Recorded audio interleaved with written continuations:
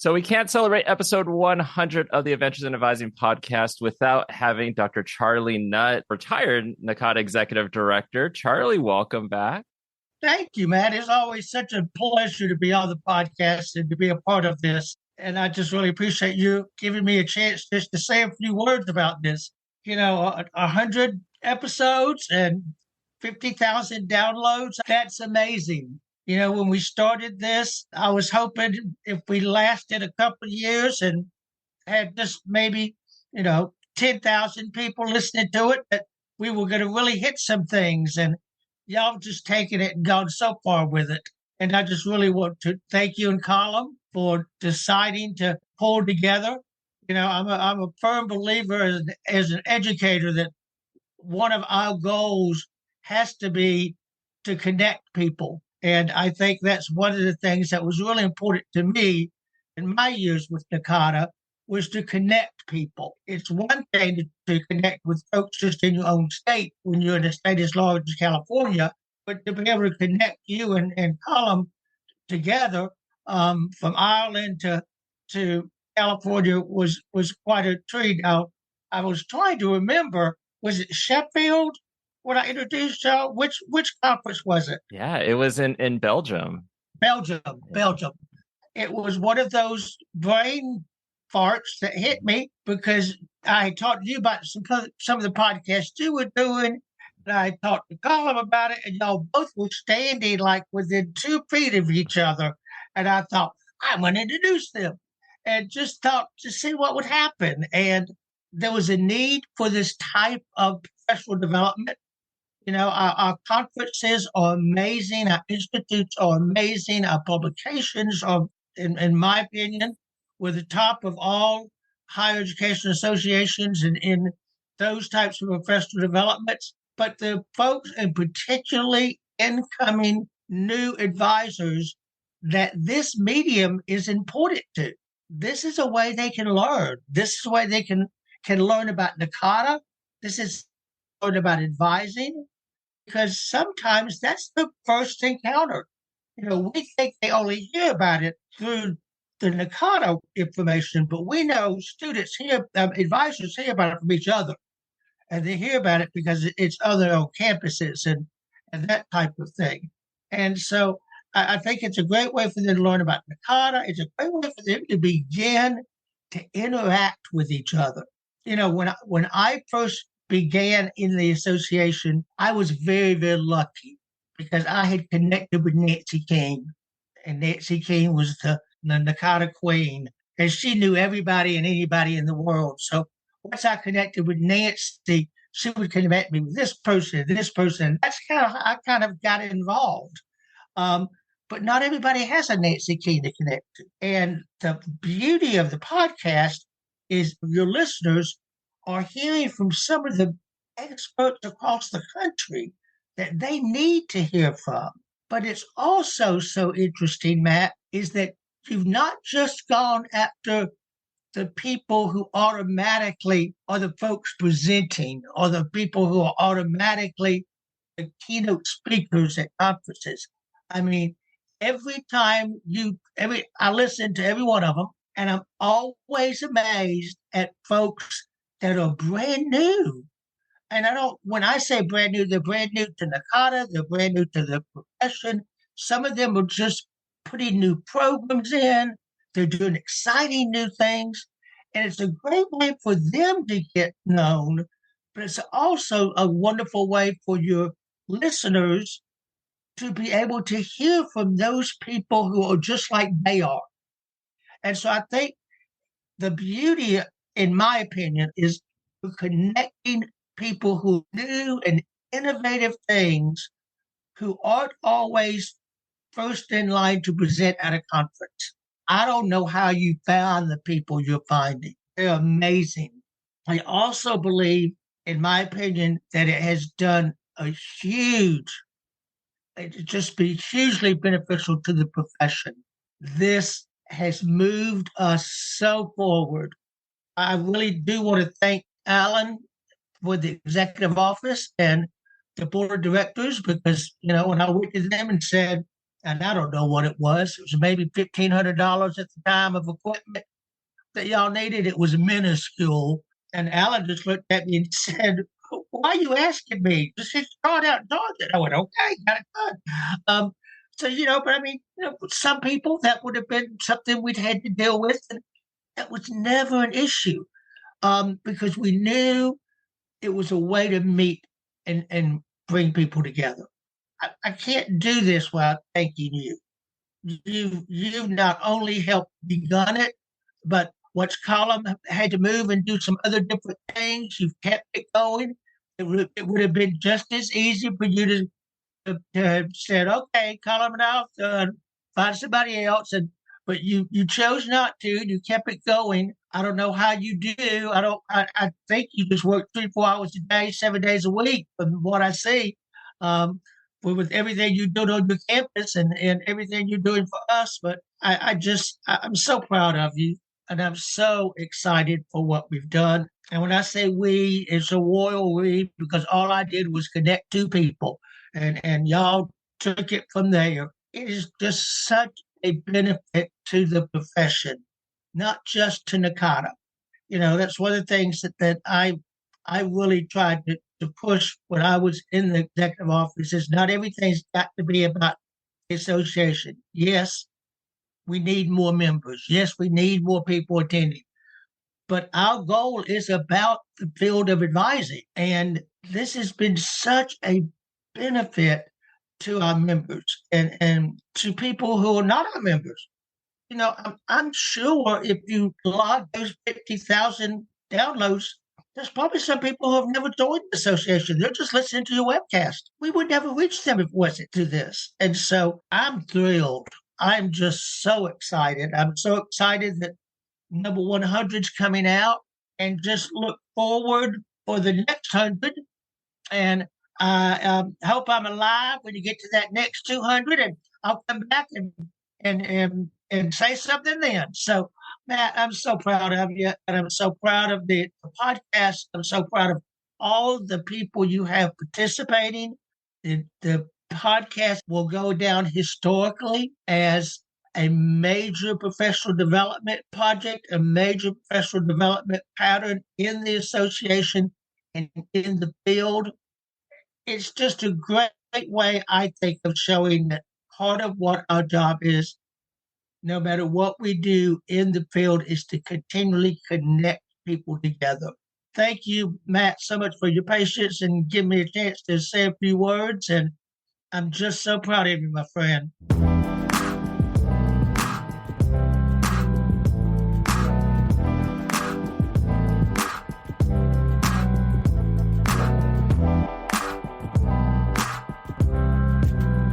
Thank you for one, listening to this episode, and two, joining us in the celebration of almost 4.5 years of this podcast.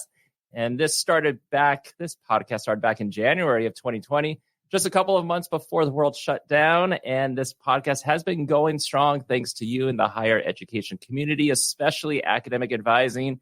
And this has been a team effort over the years, from Colin Cronin and I starting this wild idea with the support of Dr. Charlie Nutt, helping us get this off the ground and really helping to promote the idea of learning through stories. And then, of course, you listening to episodes, sharing, some of you being interviewed as guests on the podcast, and many of you returning back as guest hosts. For me, this podcast has been the gift that keeps on giving. And I know I mentioned Charlie. Charlie helped us get us started and really get through the first year of this podcast.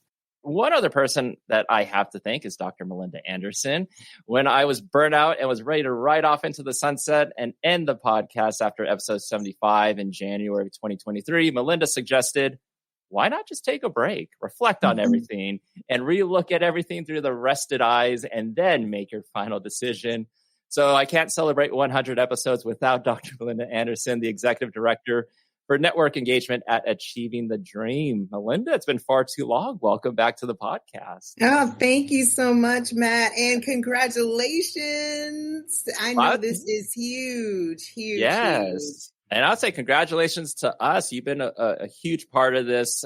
You've been interviewed for this podcast. You've helped guest host multiple episodes. You've been so supportive, even behind the scenes. And, you gave such great advice. I mean, I was ready to call it quits. And I remember running into Banks Blair at the NACADA Portland conference, and he asked, like, is this true? And I was like, yeah, unfortunately. And then just a few months later, it's like, nope, we're still going to continue. But something so simple as taking a break didn't even cross my mind. But after you suggested it, I came to the conclusion that I was good with the decision to end the podcast, but I wasn't great about the decision to end the podcast. So there's just too many stories left to be told, and I wasn't ready to be done after that. So, I mean, honestly, like, thank you so much for that suggestion. And no, you are so welcome. And, just such a tremendous, addition to the field. And I agree with you. Learning through stories is exactly what we do as advisors, right? Whether we're amplifying somebody else's story or we're learning from it or healing from somebody else's story, right?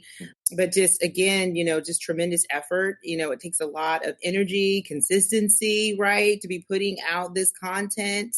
And people are looking for it. I see all the thanks, Matt, and I appreciate this. And, being able just for other people to be able to, put their voice out there. And so it's just been tremendous. I know I've learned a lot and got to know people that I'm like, oh, I didn't know that about you, and so that's always powerful, right? Because we have these lenses of how we think we see somebody, and then you hear their background or you hear about, just things or thoughts that they have or the work that they've done that's kind of carried the way that they see or how it's shaped their lenses. And that's just so powerful and impactful. And I just want to say thank you. I'm happy to support and be here and be your number one champion and cheerleader in this effort. So just, again, thank you so much. This work that you're doing is so critically important to the field.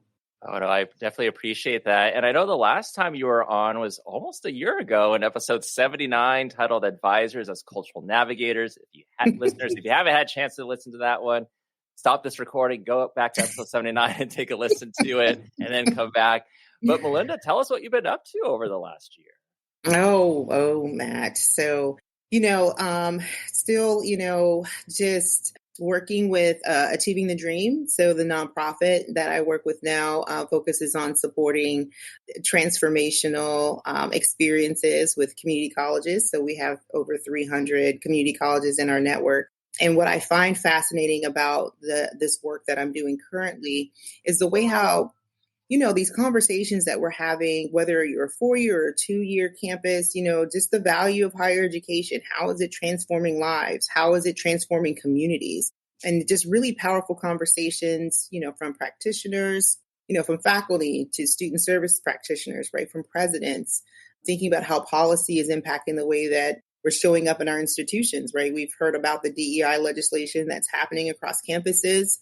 I see stuff in the news all the time. If you guys are not glued into the Chronicle or Inside Higher Ed and all those other news vehicles, CCRC is what I'm glued into now.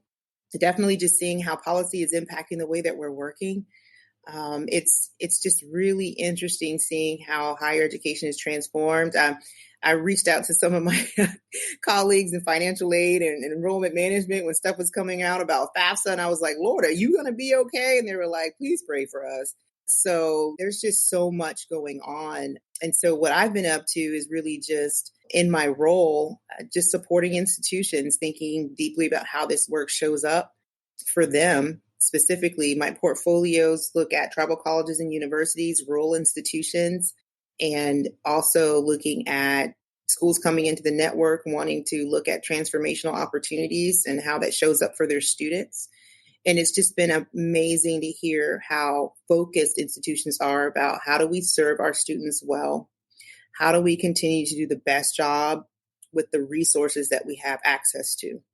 And it just gives me great hope. So when I hear people talk about, the value of higher education is expensive, and I'm like, no, hold on. There's people out here who are working hard every day to show up for their students. They know the power of education and what a credential means to being able to transform somebody's life.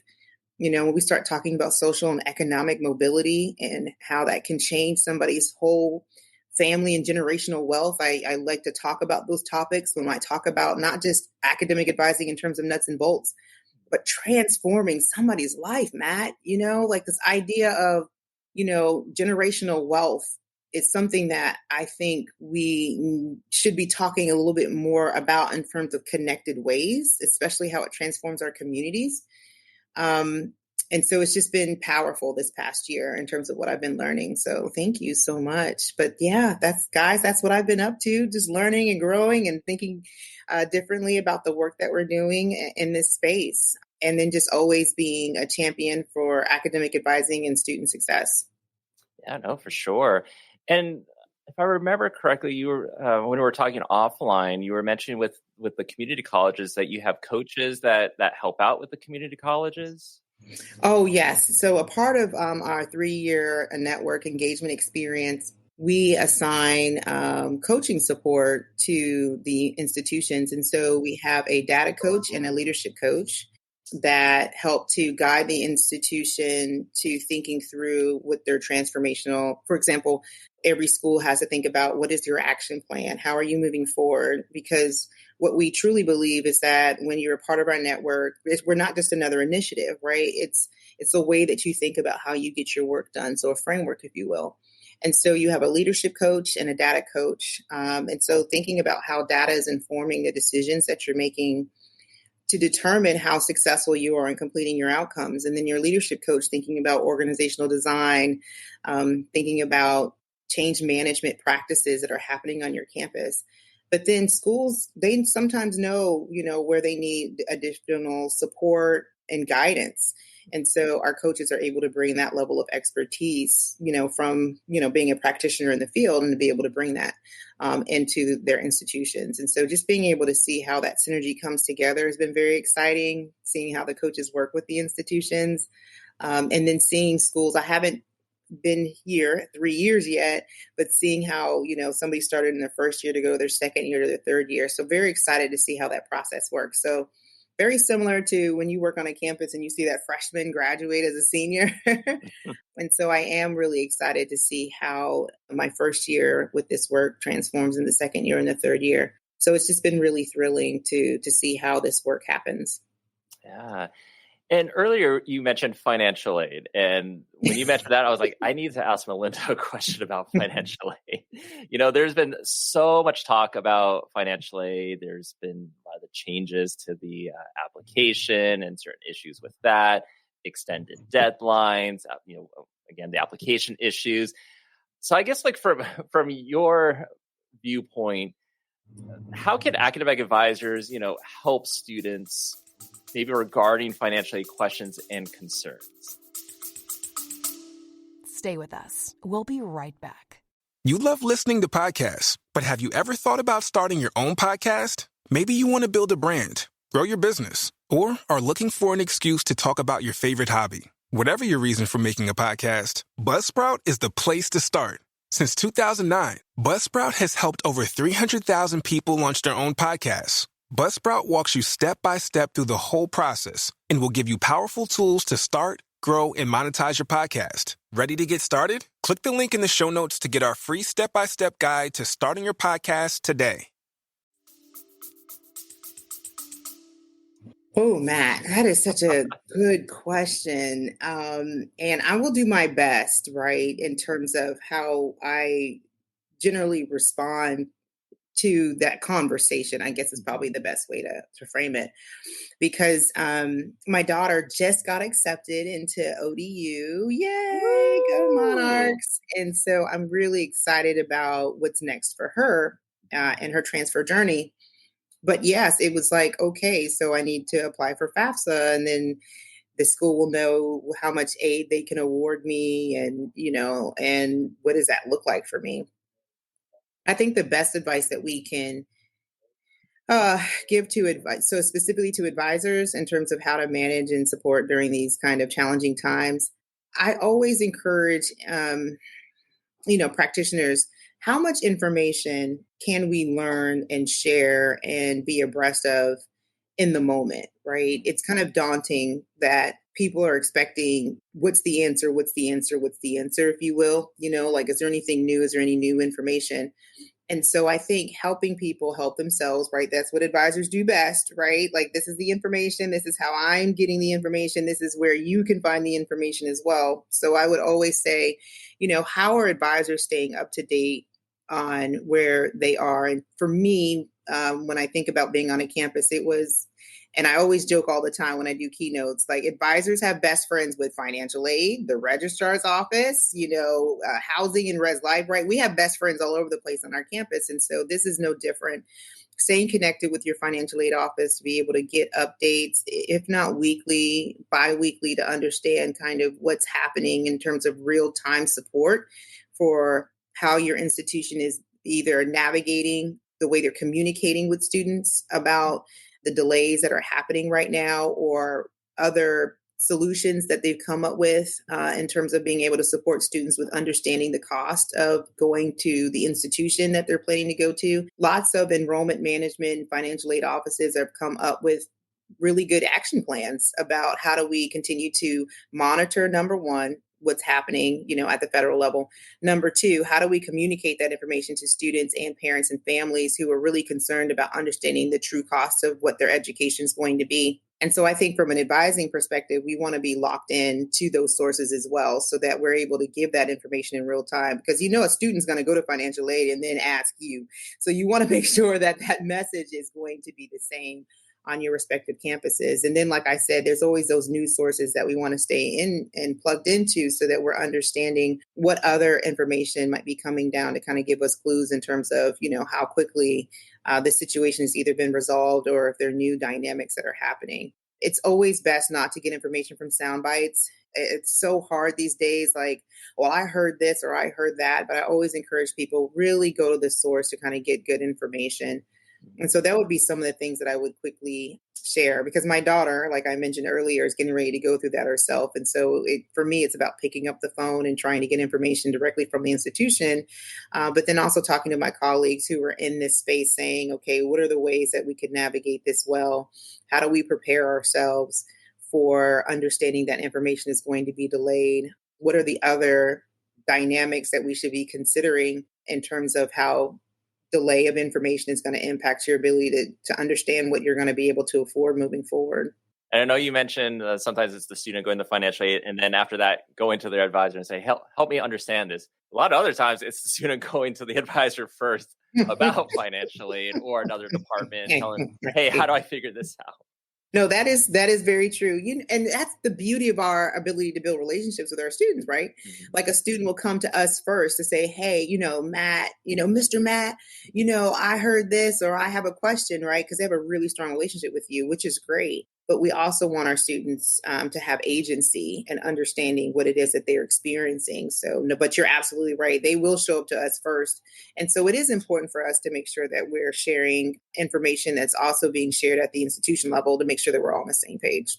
And then sometimes, like in this case with the financial aid application issues, sometimes financial aid offices at our institutions were in the same boat, not knowing what was going on and waiting for information to be able to share with everyone else. It's also kind of giving our financial aid department some grace too.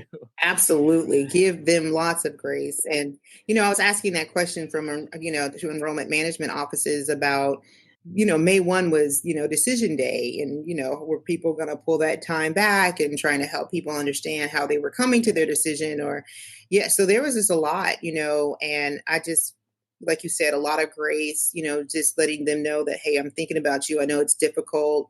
A lot of things are gray right now. So I agree with you, Matt. Like, let's give our colleagues in enrollment management and financial aid big hugs when we see them, because they're still navigating a lot of things. And from a data perspective, and I can't help myself, from a data perspective, we're looking at those trend lines, right? When you get to decision day and then you think about registering for orientation, to understanding how MELT looks like over in the summer, right?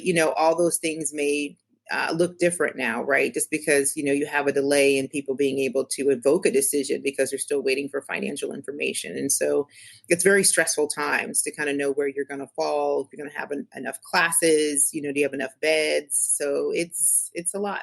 But I think that's a good segue into, and I know it's going to be a broad question, so answer how you will. Maybe there's follow-up questions to this, but I think everything you've just talked about relates to this, and that's what's the future hold for advising? What's the future hold for enrollment management? You know, there's delays, I think a trickle-down effect, where not saying that the financial aid application delays everything else, but some of it did.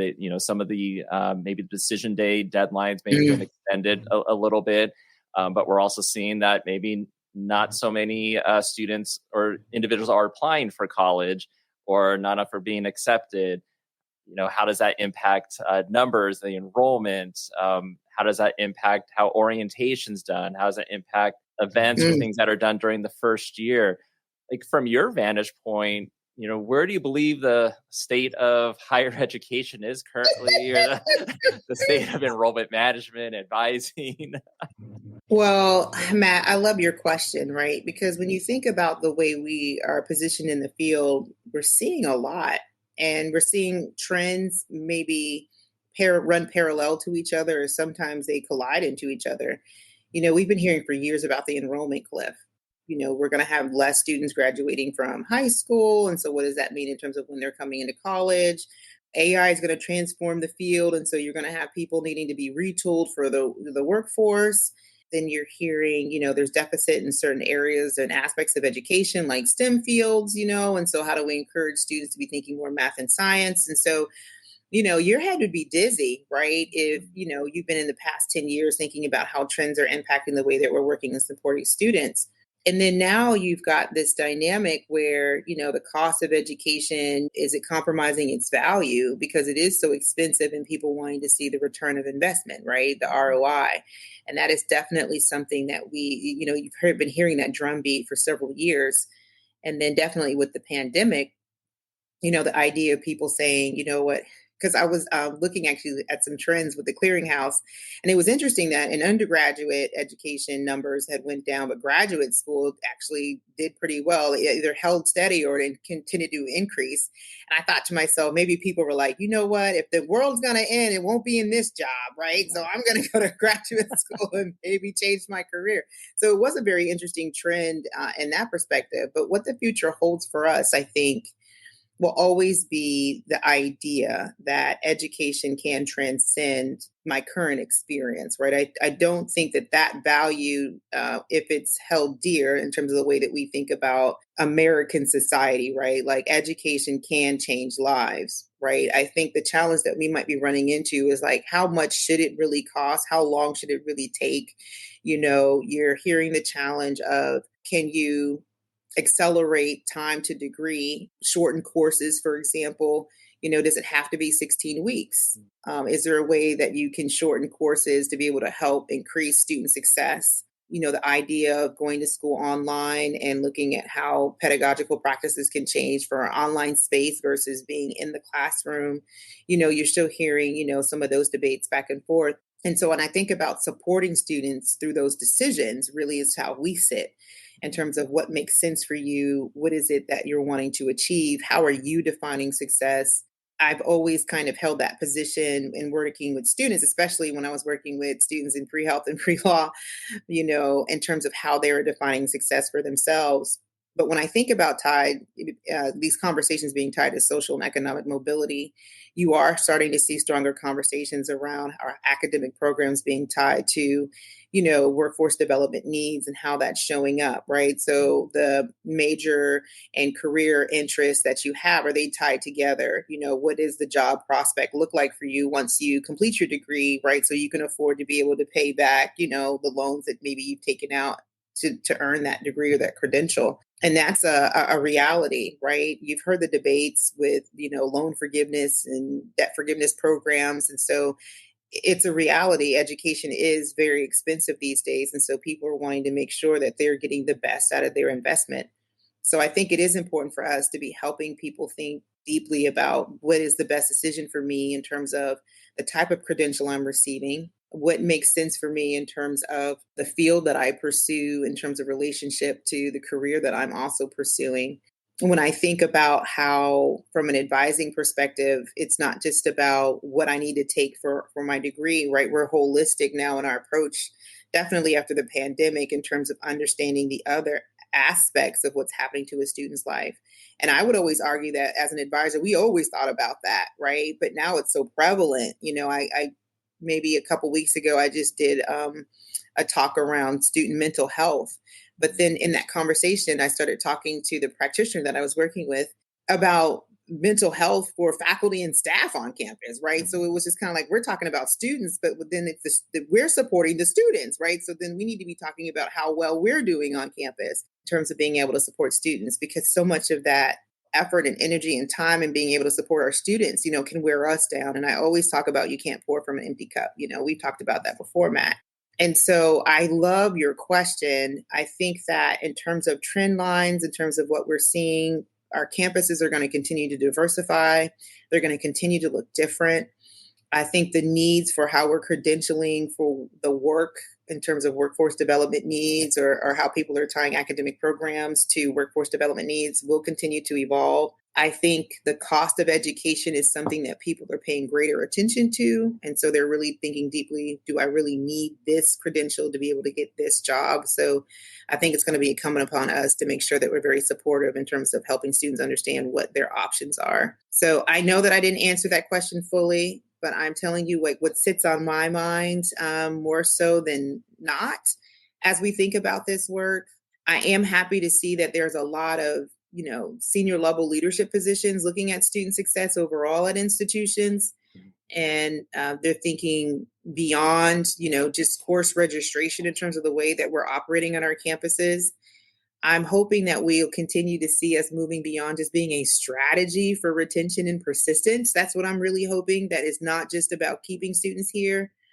But I also understand the reality that institutions are businesses and they need to keep the lights on. So my thing is, there's a tension there that we also can't ignore. Yeah, and you just saying that, I don't even know if it's a question, but more so a comment. And maybe there's some answer for me on this, but the retention part, right? You have less students coming in, or possibly less students coming in, or new students coming in. So that impacts the enrollment numbers. But a lot of institutions, they need to have a certain amount of enrollment, or else they might lose money. So sometimes you're reviewing grades at the end of a term. There are students that you might be looking to say, this student might need to be dismissed or put on, take a break. And then, we don't want them to dig themselves in the hole they can't get out of. But we also, overall, our enrollment numbers are down. So if we dismiss to this number of students, then our enrollment goes down another certain percentage points. Then you might have administration that says, let's keep these students. And then now maybe for the short term, it's like, great, we have our enrollment numbers or close to it for the fall semester. But there's probably a trend of those students may continue to dig themselves into a hole and not doing well, even with the support services. And then it just goes into this cycle, so then are we doing more harm to the students, with doing it that way?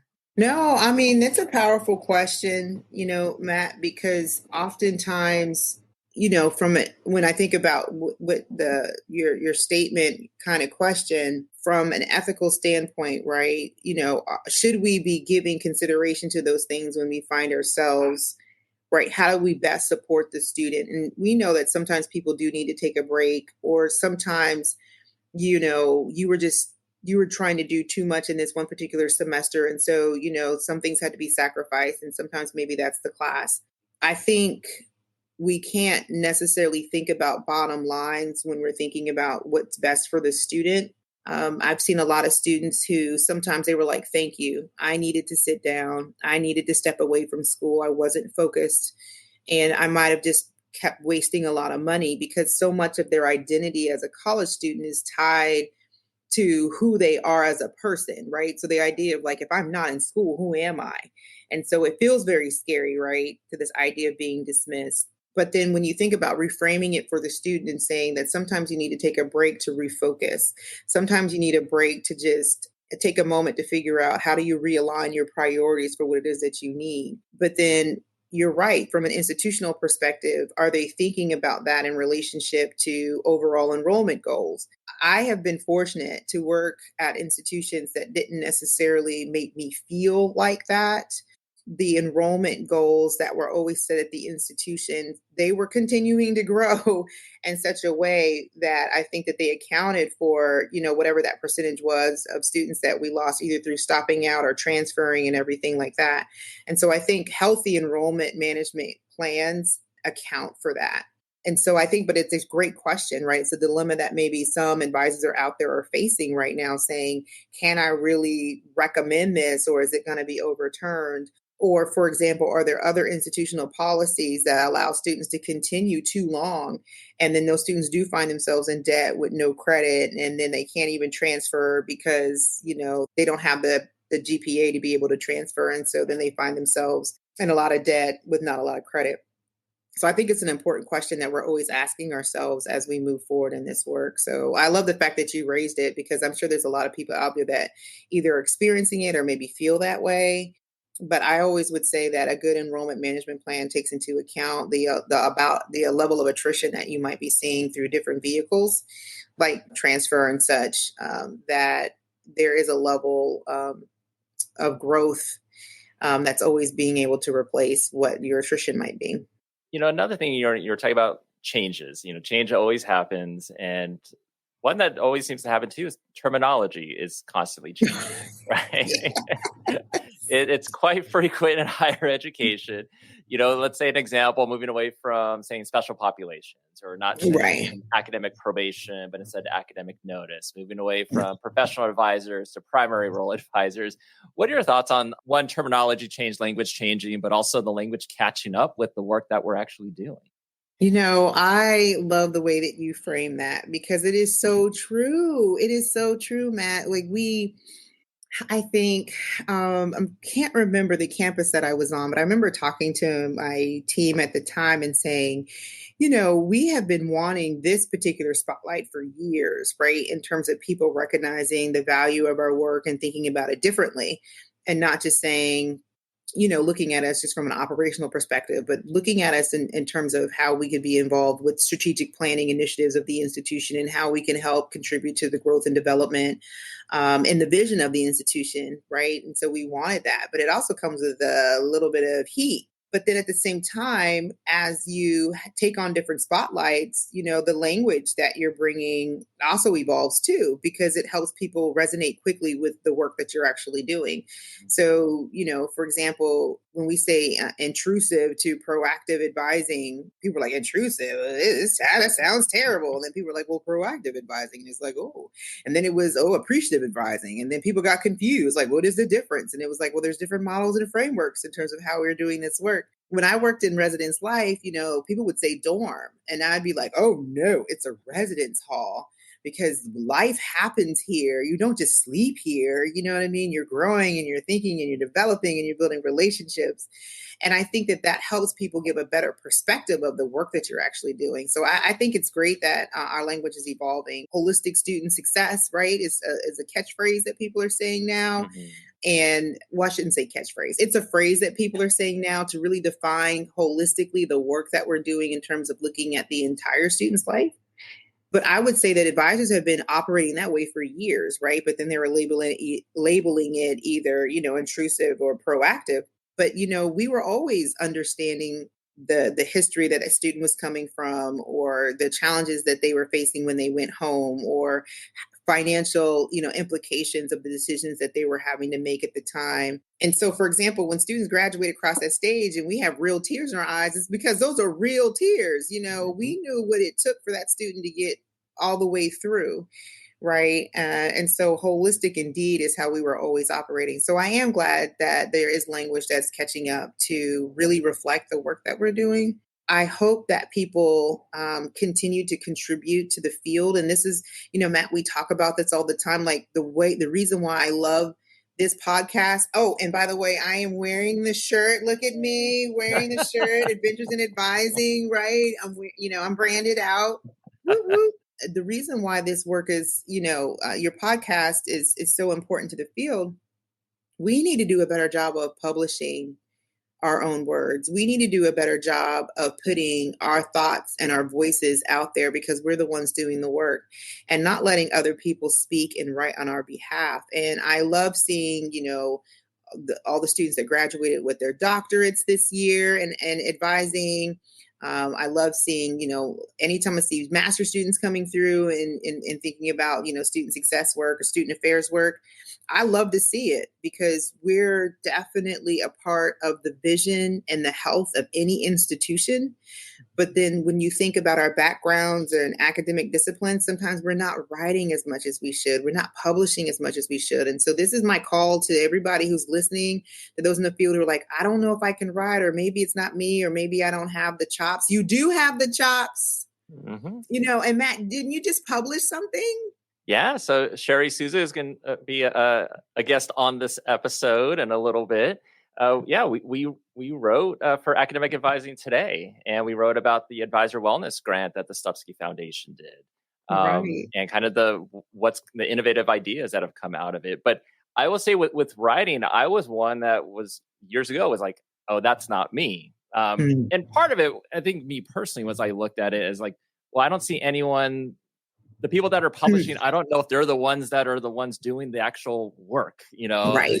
And so, but I took it as a challenge. It's like, well, then let me try to do something.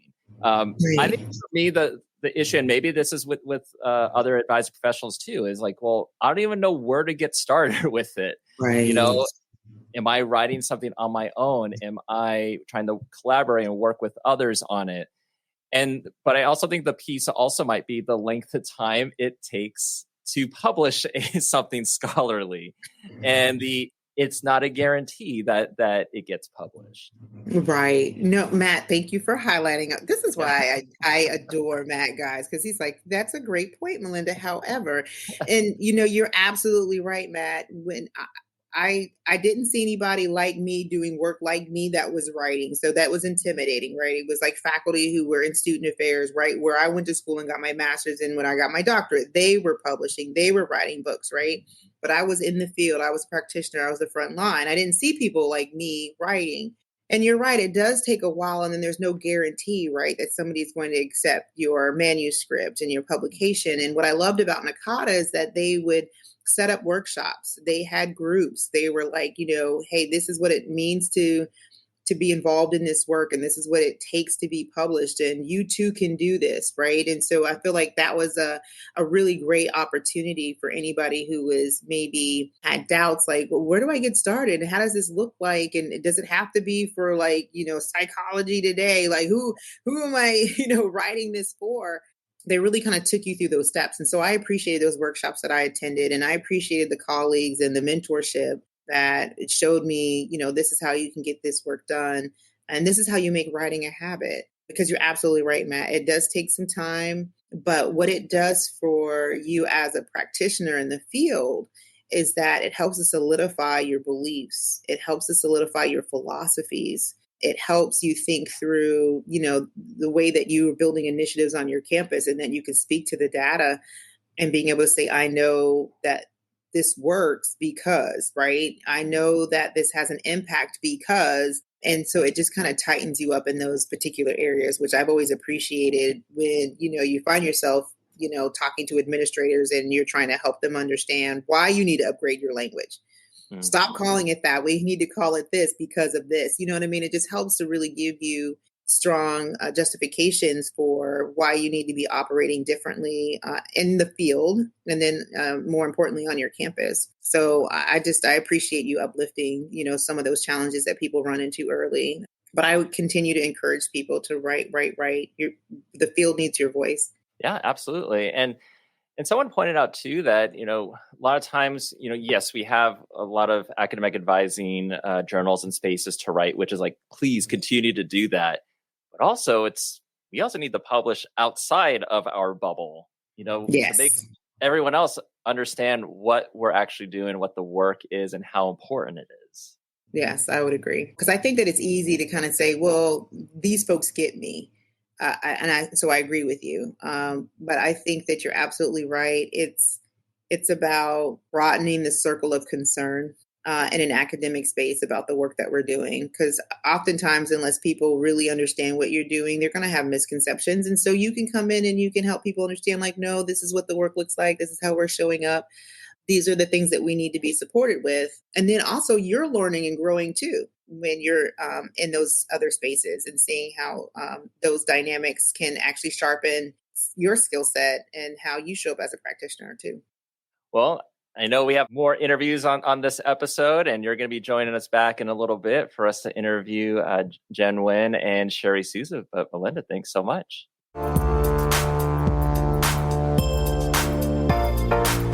As we celebrate episode 100, and as we continue our interviews for this episode, I'd like to welcome back a past guest of the podcast, and that is Dr. Ann Bingham from University of Southampton.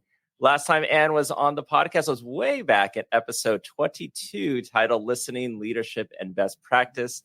Ann is co-hosting this episode and will be interviewing our next guest. But before we get to that, Ann, November of 2020 was when episode 22 came out. How have you been? Wow, where did that time go? 2020, it just feels like, I guess Adventures in Advising was in its early days, wasn't it? It was, yes. And I remember that so well because we were obviously in lockdown. Mm-hmm. I was sitting in my kitchen trying to find a blank piece of wall so that it didn't distract for anybody. And of course, we had Colin with us that time. So it was really, really good.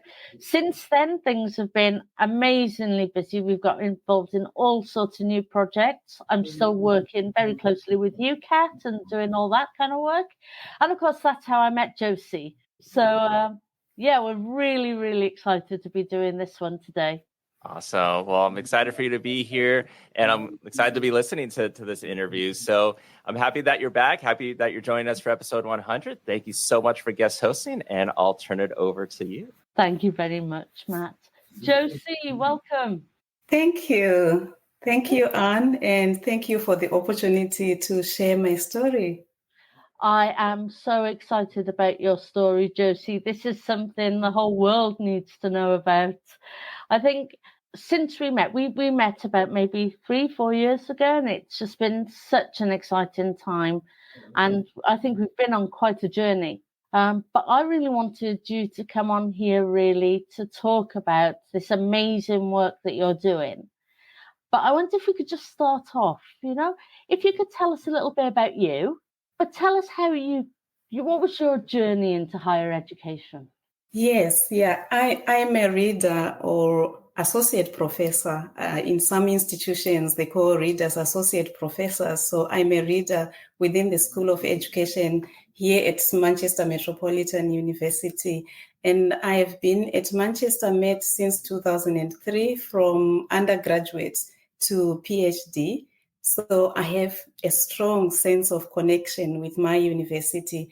I'm also an academic co-chair of the Race Staff Network at Manchester Met and a chair of the UCAT Equity and Inclusion SIG and the UK Black Awarding Gap Network, where I advance co-creation as a humanizing and epistemically liberating pedagogy that facilitates relational agency, inclusivity, justice, and reconceptualizing the ontological and epistemic foundations that informs our praxis. My scholarly ethos is a set of principles and a deeply ingrained commitment to solidarity, which is a strategic tool for challenging the matrix of domination and maintaining that critical stance towards envisioning an emancipatory futures.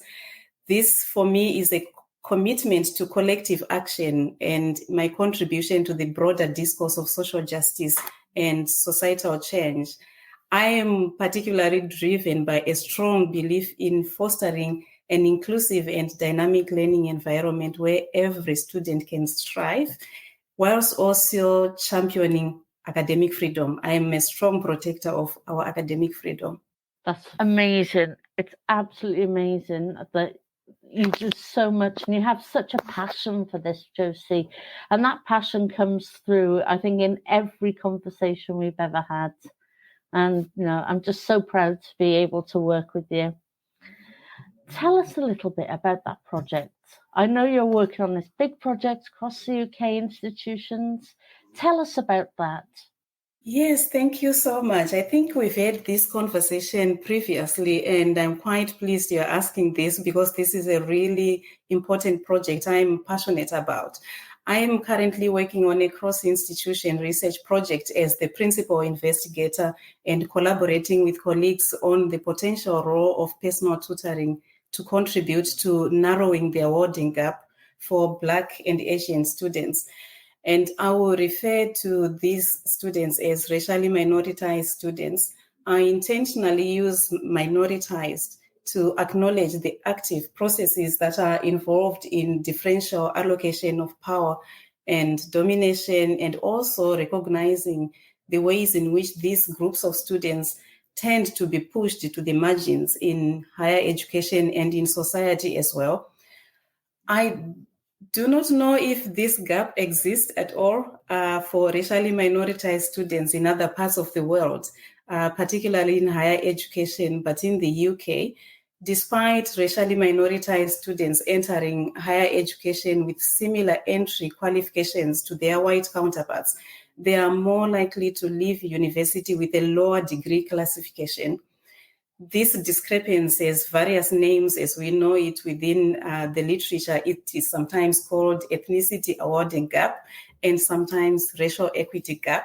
But what we know is that this gap persists, and despite gaining considerable attention from policymakers and scholars, it has implications for students entering graduate level jobs or progressing to postgraduate courses. So we felt the need to do research in this area because there's a need for us to think about comprehensive strategies that can transcend the conventional approaches and boundaries to achieve systemic change. So far, what has been happening in higher education in terms of conversations about the awarding gap, efforts have been to narrow the awarding gap for racially minoritized students, but predominantly just focusing on decolonizing the curriculum. That has been the dominant feature, which is vital. And my work also contributed a lot in that respect. But it is also crucial to recognize the role of personal tutoring as a pivotal and often an underestimated role in addressing the awarding gap. So personal tutoring plays a significant role, which is a so regular and continuing contact between the student and institutional staff.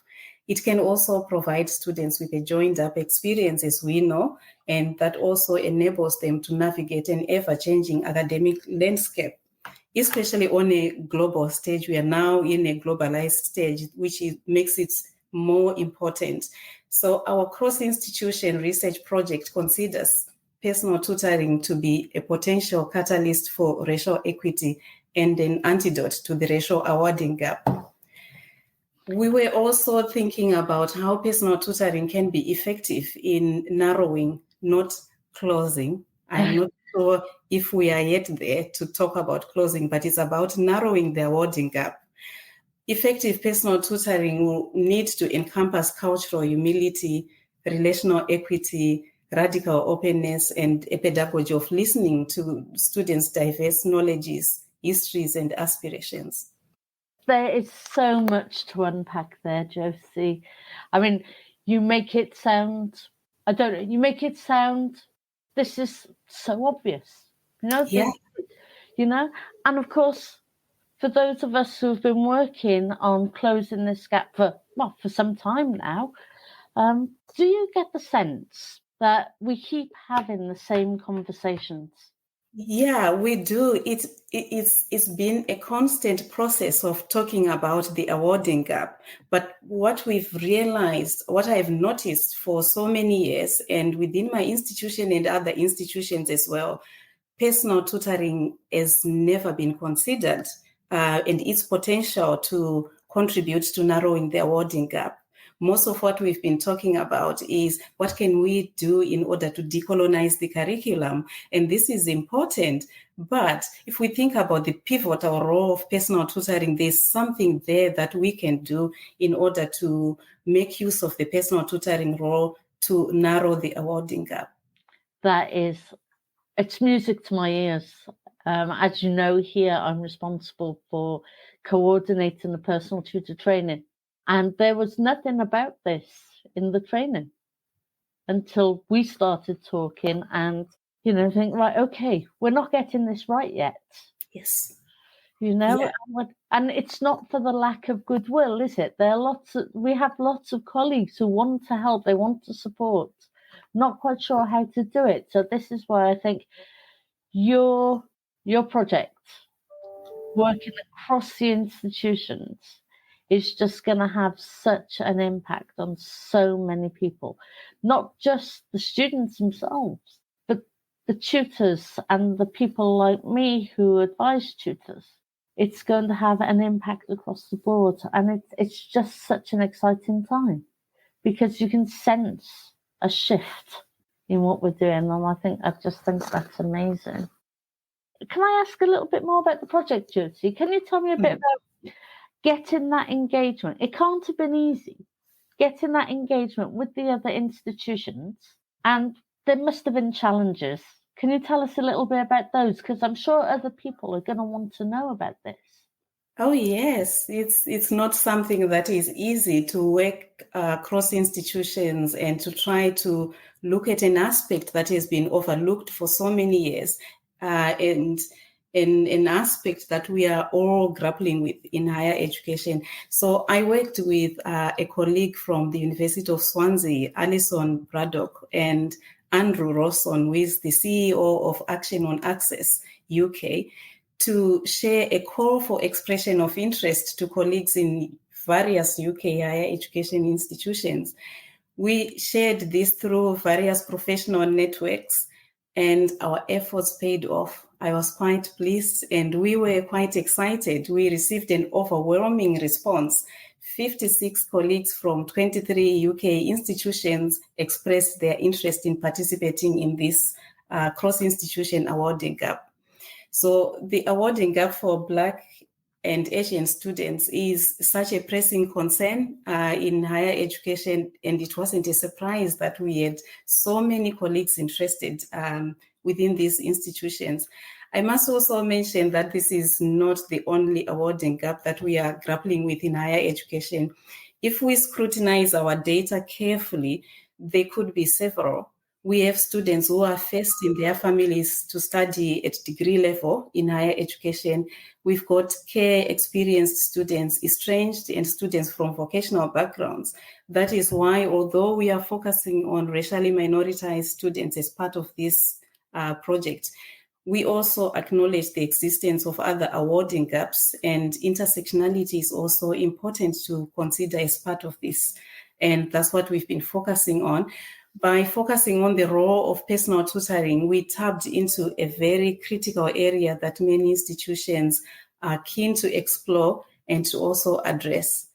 So working on this, each institution operates within their unique contexts and with also varying resources, policies, and research ethics expectations and student demographics as well.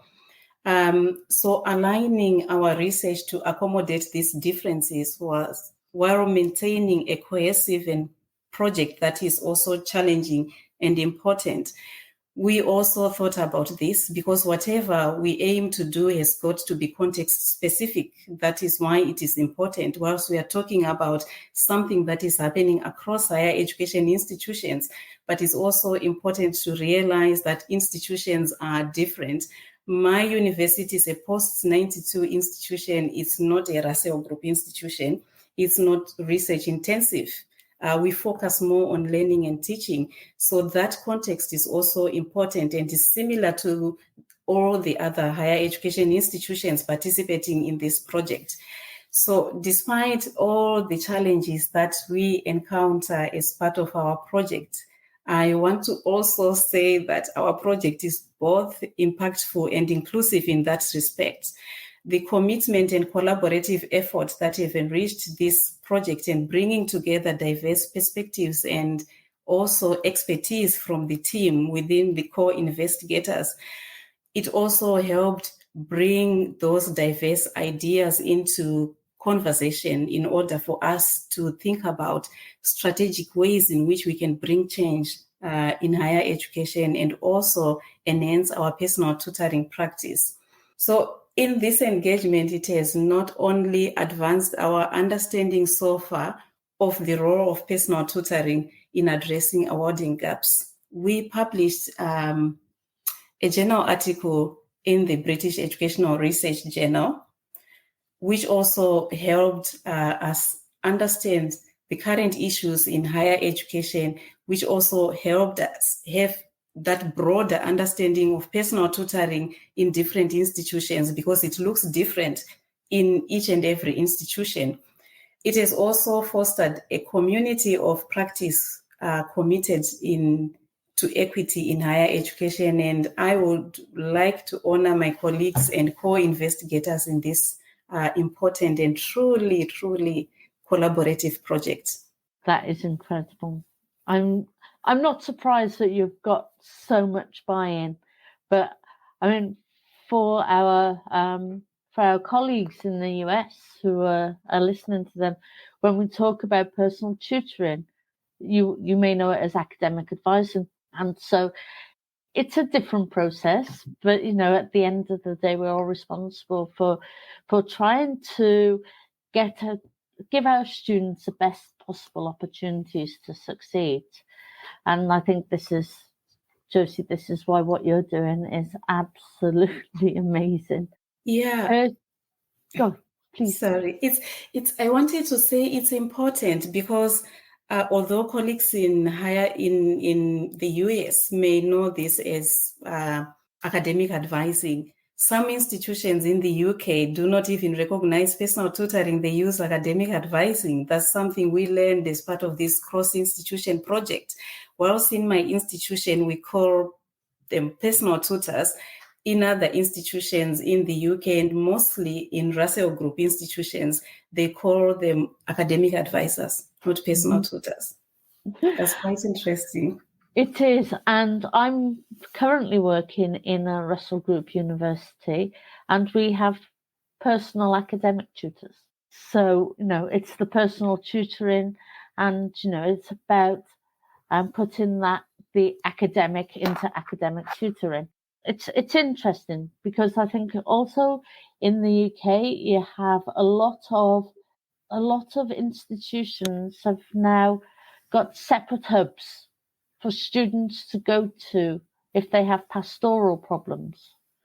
But as a personal tutor or personal academic tutor, you cannot, in my view, and it's my opinion, you cannot separate out the pastoral from the academic sometimes. Josie, you must have come across that. Yeah, absolutely. First of all, when we work with students, we first of all view them as humans before we talk about students. So that's the separation. You cannot separate the two. You're working with humans first. Absolutely. And it's just, so to combine all of those things, I'm really interested in those. That must be challenging for the project when you have there are very many models, as we know, of personal tutoring, academic advising, personal academic tutoring, and the myriad names that those roles are, but also in the way that they operate. I know myself from the work that I've done that there are many, many models of personal tutoring. And so trying to develop, I think the one thing that you've done with this project, and one of the things that we've known for some time, there's no such thing as a one-size-fits-all tutoring program. And it would be foolish to try and create that. I think I'm happy to say I think we're all a lot more enlightened in that sense in the 21st century. Absolutely. So in addition to not trying to look at institutions differently, we also have programs and different program expectations. I am in education, but I'm not in teacher education. So colleagues in teacher education have also got external expectations from Ofsted as well that we don't have on our program. So in addition to looking at how personal tutoring is different in different institutions, we've got different faculties and also different programs that personal tutors and even academic advisors will need to take that into consideration as part of their advising and tutoring to make it more effective. Yeah, I totally agree. Josie, I was at the last UCAT conference and I saw you pick up the CEO award this year. And now we called you into the room. You absolutely weren't expecting that. How did that feel? Wow. Yeah, I remember that. You sent me a message. I wasn't even in the room. I was preparing for a session for my colleague who couldn't be there. That's when I got the message and I'm thinking, what's going on? So for me, receiving the Outstanding Contribution to Personal Tutoring Award this year has been such an immense honor and deeply meaningful recognition of my efforts and dedication as both the chair of the UCAT Equity and Inclusion Special Interest Group, as well as the principal investigator for our cross-institution research project on the potential role of personal tutoring to contribute to closing the awarding gap. Although the award is such a personal accolade, I would say it's also a collective achievement. It's a celebration of our shared commitment to creating an equitable and inclusive higher education for all. At the same time, it reinforces the critical role of personal tutoring in fostering student success and highlights the crucial need to innovate. As the chair of the Equity and Inclusion SIG, I've worked tirelessly, you know that, Anne, to advocate for inclusive practices that ensure all our students thrive. This role has allowed me to champion diversity and foster a collective and inclusive culture within higher education institutions in order to address the systemic barriers that our students encounter. And the award for me underscores the importance of these efforts and highlights the positive impact and dedicated personal tutoring, how that can also foster students' personal, academic, and professional aspirations. I was also thinking about our research on the potential role of personal tutoring to closing the awarding gap and how that is driven by such a commitment to understanding and addressing the disparities in student outcomes.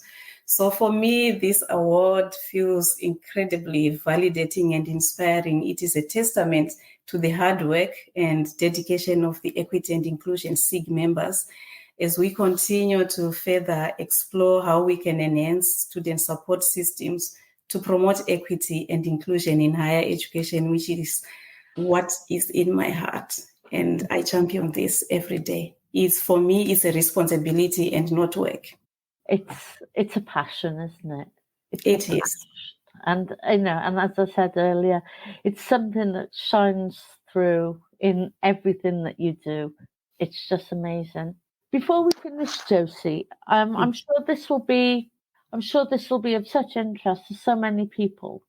I mean, as you know, in the UK, it's more than lip service. When we're all trying to get this right, we're all trying to do it, and we all have different approaches, and we're all trying new things. But this project feels very different to me.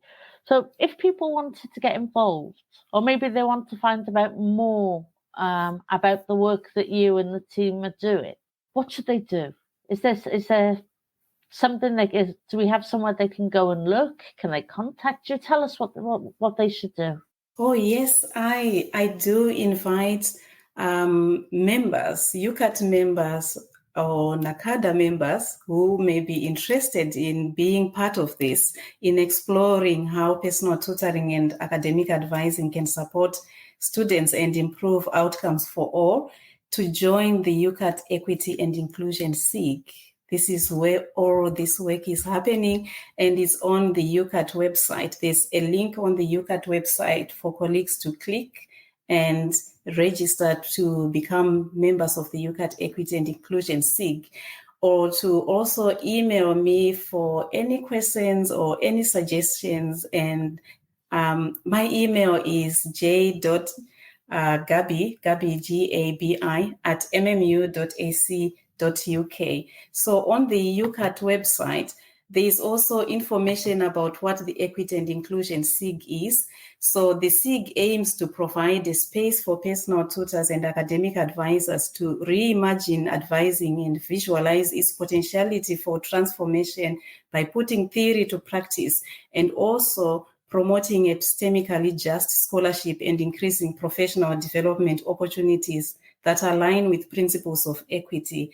We also, as a SIG, acknowledge that we inhabit an inequitable world and that effective advising and tutoring will also depend on empowerment and praxis principles, which respect and engage students' varied perspectives and backgrounds.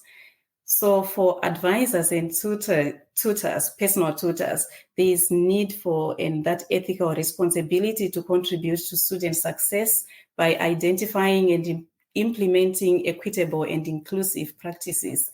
As a SIG, we also recognize the potential of advising and tutoring to intentionally champion equitable and inclusive higher education institutions in ways that ensure students develop that sense of authentic belonging. And I highlight authentic belonging because it is so important. It is not about trying to force students to be who they are not. It's about having that authenticity in their belongingness in higher education and also mattering. That is music to my ears. It's not about students having to fit in to a system that already exists. It's very much about them genuinely feeling that sense of belonging. You don't have to change yourself to belong if we're doing it right. Yes, absolutely. It's not a one size fits all. No. Josie, thank you so much. It's always a pleasure to talk to you. It's always great to sort of hear what you're up to, what your latest developments are in the project. And I can't thank you enough for joining us here today. Thank you so much for having me, Anne. Hey there, the 100th episode of the podcast continues. Let's welcome back Melinda Anderson, who is joining me to co-host this interview. Hey, Melinda. Hey, Matt. And Melinda, I know we've talked about so many different topics impacting not only students, but also advisors and advising professionals. And one of the topics we've chatted about before has been advisor wellness. And last year in episode 77 of the podcast, that episode was about advisor wellness and burnout, and also a grant initiative aimed at helping advisors with wellness and helping to combat burnout. And we thought it would be great to bring back to the podcast those two amazing individuals and talk about this topic and what has come out of their advisor wellness grant initiative. So let's welcome back our friends from the Stupski Foundation. We have Jennifer Nguyen, the Director of Post-Secondary Success, and also Cheri Souza, the Hawaii Post-Secondary Success Program Officer. Jen and Cheri, it's been far too long. How are you? Great, Matt. It's good to see you, and congratulations on the 100th. I'm super excited to kind of hear the podcast, and always wonderful seeing you, Melinda. And just wanted to say thanks for having us back. It's a pleasure to be here again, and I'm doing really well and very excited about this conversation too. Absolutely. And then what a fitting way, right, to celebrate the 100th episode. We're talking about something that has been so critically important and close to all of our hearts. And for those listeners that maybe this is the first time hearing about the Stupski Foundation, the grant initiative, and maybe they missed out on episode 77, let's maybe recap from last year's interview. You know, what was the Stupski Advisor Wellness Grant Initiative, and maybe even kind of going into what were some of the innovative ideas some of the advising teams had? Sure. The Stupski Advisor Wellness Initiative was a 2-cycle grant initiative really aimed at academic advisor wellness for advisors throughout NACADA Region 9. Each of the grants were about $30,000, and we required the teams on the campuses to come up with their own really advisor-led initiatives to increase wellness in their campuses. It was really important for us to have those ideas be advisor-sourced and advisor-led, And so that was definitely one of our priorities. The initiative was dreamed up as Jen and I noticed challenges in advisor retention and recruitment, as well as really hearing about the challenges of burnout, compassion fatigue that was happening across campus. We also felt that grant makers and institutions as a whole were underinvesting in academic advisors and wellness. And around this time, when we launched the initiative in 2022, national studies were talking about, the high number of institutions having trouble recruiting for open positions, as well as a number of higher education staff indicating that they were likely to look for jobs in the new year. So in 2022 and then again in 2023, we're really fortunate to roll out the Stupski Academic Advisor Wellness Grant Initiative across NACADA Region 9.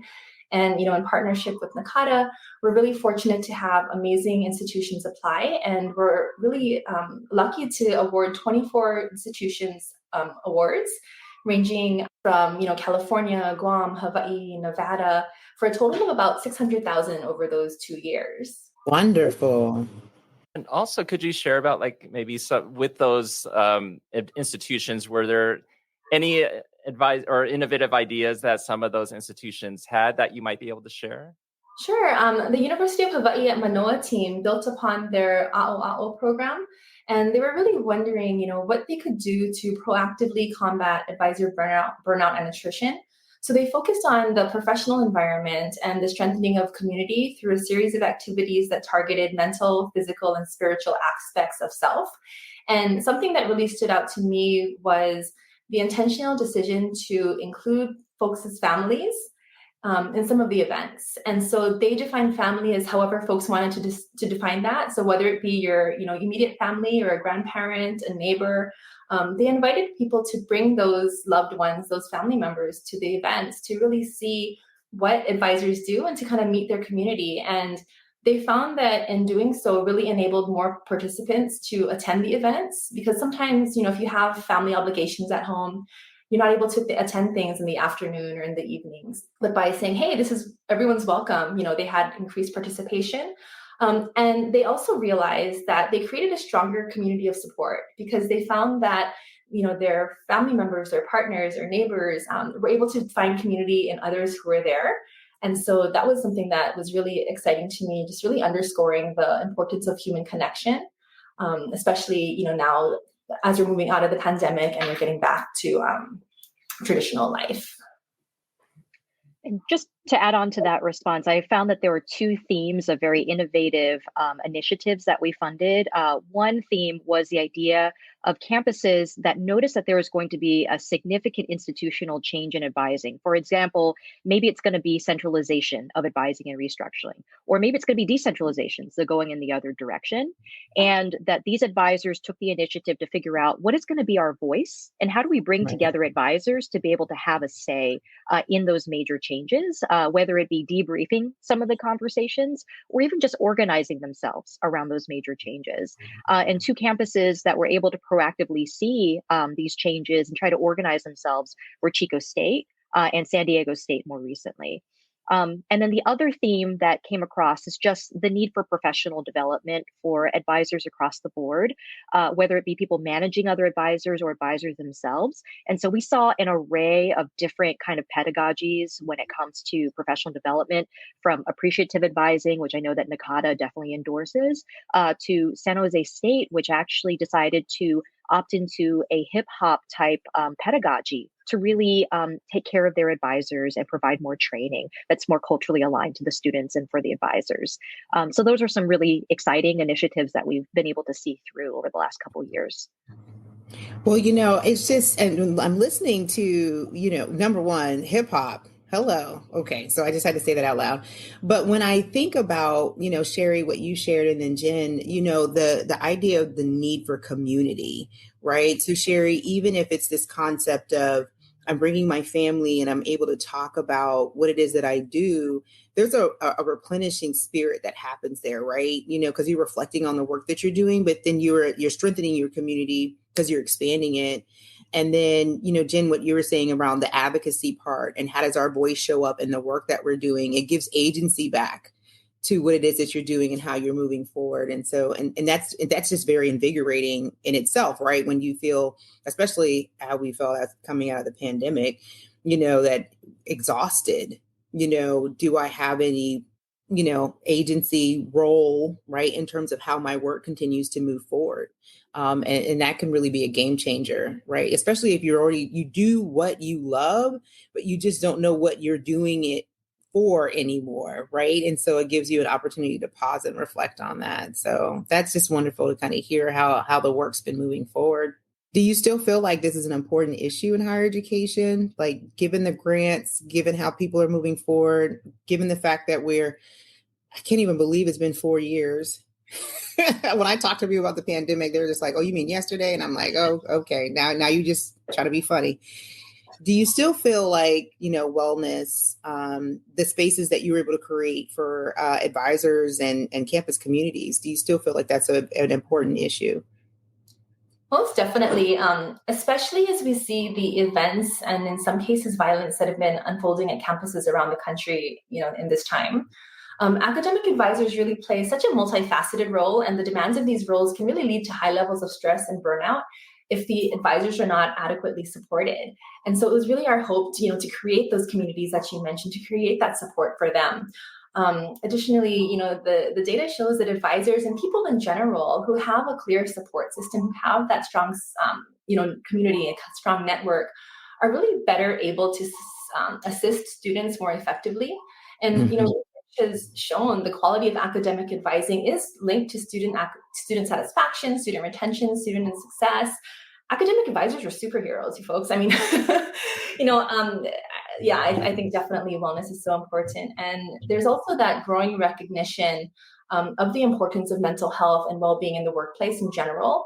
And that includes higher education. And I really think ensuring that advisors have access to mental health resources and support systems and wellness is really essential for their overall well-being and to build their community. Addressing wellness is not only important, just for the retention and recruitment of talented advisors. Promoting wellness can really contribute to a positive change in organizational culture. And that's really what excites me when we talk to some of the campuses, is they're saying, hey, my provost, my president is starting to really listen a little bit more and starting to get excited about wellness. And, I really believe that when institutions are able to prioritize the well-being of their staff, it leads to higher morale, increased job satisfaction, a greater sense of community, and really better overall institutional performance. So I definitely still believe, maintaining and enhancing advisor wellness should be a continuous priority for higher education institutions to really ensure the overall success and well-being of both advisors and the students that they serve. And just to add on to that, Melinda, something that you said really resonated with me, and that's the idea of community being central and really important to wellness. And what we're finding is community takes so much time to build, especially post-pandemic, in a hybrid working environment with people coming back, but maybe they're coming back on different days of the week. So it's a question of how do you create consistent community? And that takes a lot of time. And so that's why the investment is a long-term investment and not just a 1 or 2 year grant.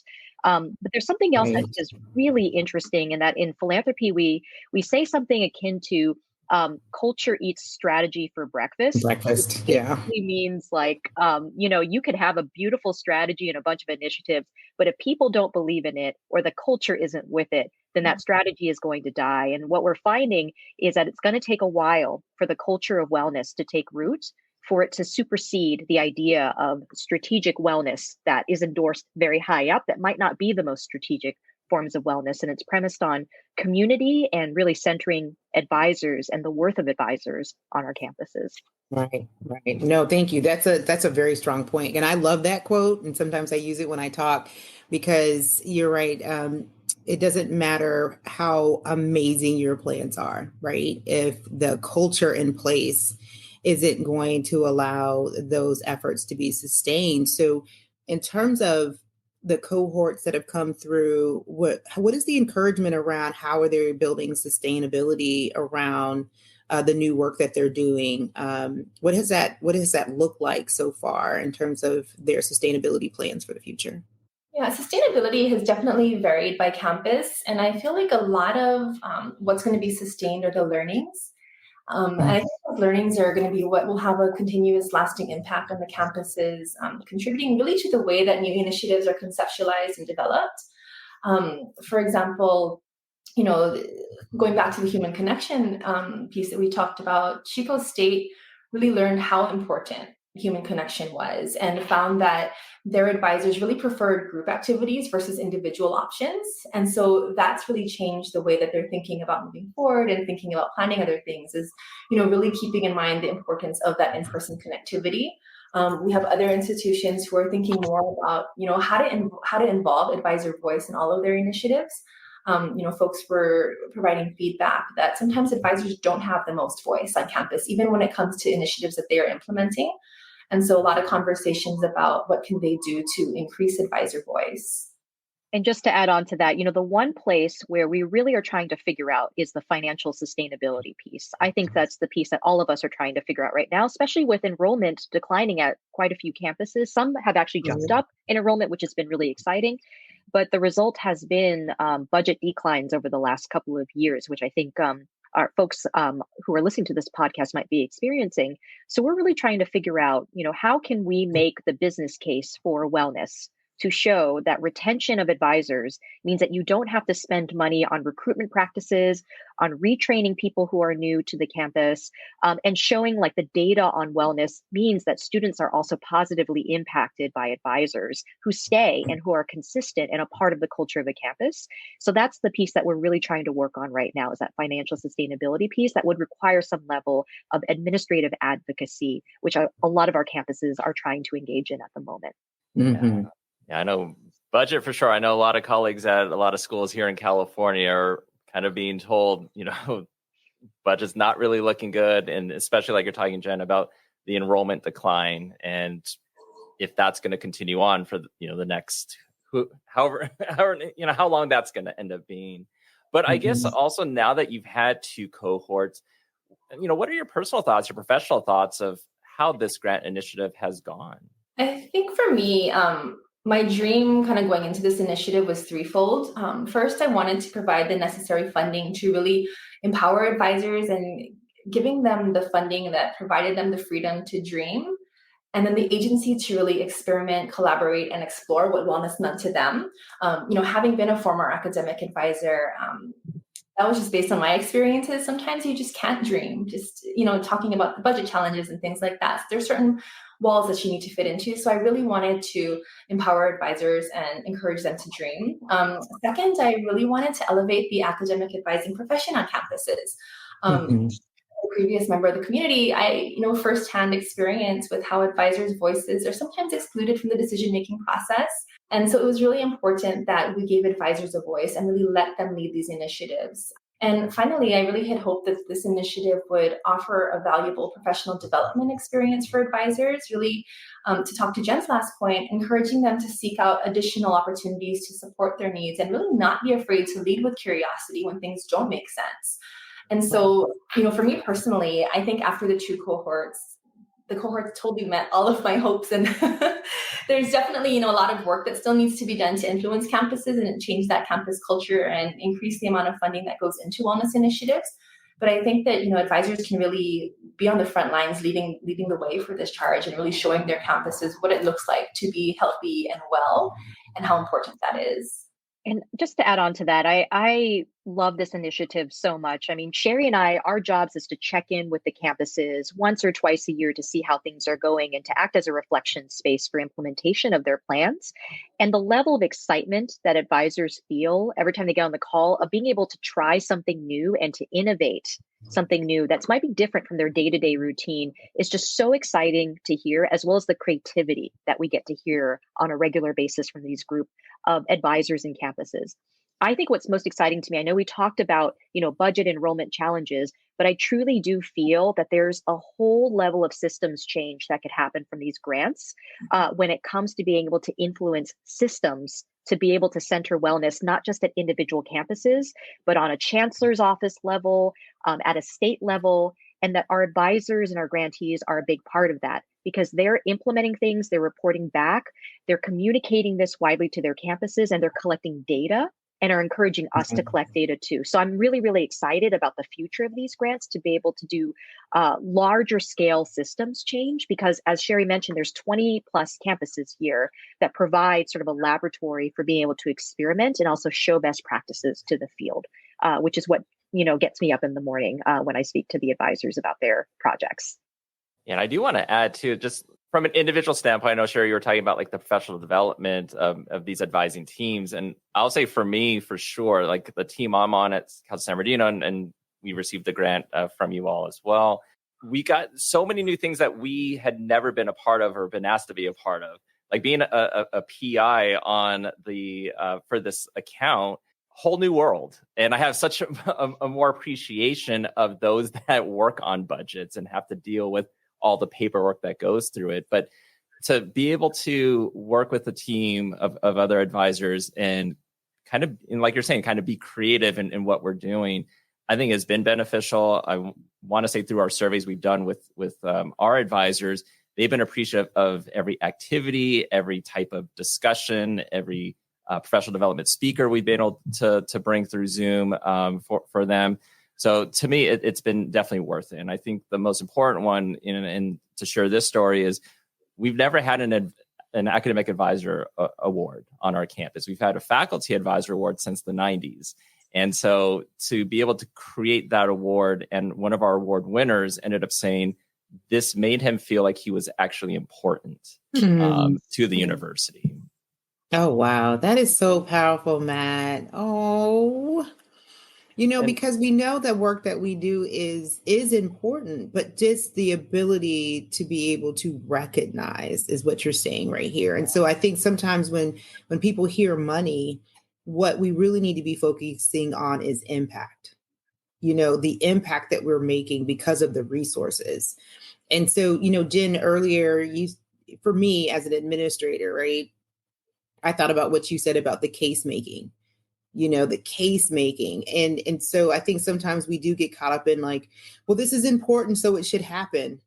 Institutions are a business, right? And I think, Matt, what you're speaking to is what is that skill set that we need to be able to articulate in a way that you're able to influence those, right, who are shaping the culture of your institution, right? So, for example, if I'm able to make the case that the impact, right, is going to be great, and that's why it's worth the investment, I need to be able to talk in a way that resonates, right, with senior level administrators, right, so that they can continue to support the resources. And it's not just, oh, this money could go somewhere else. No, this impact will disappear if this money moves somewhere else. And so I think that this is a very powerful opportunity that has, many advantages, right? When you think about how academic advisors have been engaged on their campuses through these grant opportunities. So it's just exciting to hear more about the work and how we need to continue to keep talking about it, right? So, bringing you back and not just, oh, this is great, guys. And then like, no, how did it go? And then where do we go from here, right? How are we leading forward? So this is just wonderful. And I guess to kind of go along with that, Jen and Cheri, we've heard from you about your personal professional thoughts on this, but what about from the advising teams that have gotten the grant? What's been the general feedback from that? I think, like you mentioned, a huge learning process in terms of how to write for grants, how to be in compliance with your institutional grants office, your foundation office. There's a lot of learnings around that for all of our campuses. And I think one thing that stood out to me, and Matt, I'm going to share an example that you shared with me. I hope it's okay. But it was really moving. I can always edit it out. Yes. I was like, I probably should have asked you, but moving from a scarcity mindset to one of abundance, which really made some teams, and not just your team, but reconsider the way that they perceived resources, opportunities, and potential. And I think the example I believe that you had shared with me was you folks wanted to purchase T-shirts, right? Oh, do you want to share that? I can share it, but I think you just. I'll let you share, and I can always chime in. Yeah, I mean, that was just such a great example to me. Was you folks had wanted to purchase T-shirts, and there was just this internal conversation about, do we buy the really nice, high quality, high thread count, I don't know, maybe $12 per shirt T-shirts, Or do we buy the sale ones that maybe have been $5 a pop? And I'm making up the numbers.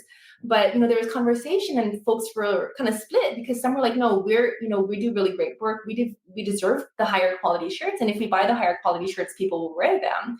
But then the flip side was like, well, if we only spend $5 on the shirts, then we can do so much more. And I think as advisors, we really learn to make that dollar stretch because, institutionally, sometimes advising just doesn't get as much funding, as I think they should. And so to hear so many campuses go through similar conversations about just how challenging it was to really move from that scarcity mindset. And also for the advisors that they serve, folks were sharing, I think it might have been your campus as well, that people pre-ate breakfast before coming to an event with breakfast because they're so used to being given just, I'm trying not to be rude. They're so used to be given just some pastries and coffee.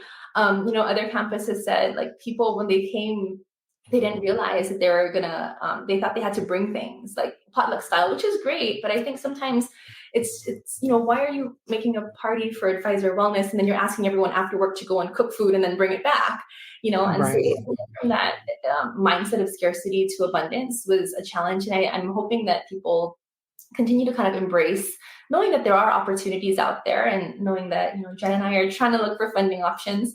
I think that was something that really stood out to me. And I think the other part was a general awareness that funding doesn't always have to come from the institutional allocated budget. Like there are other options ranging from community organizations, community partners to actual foundations with funding that can be allocated.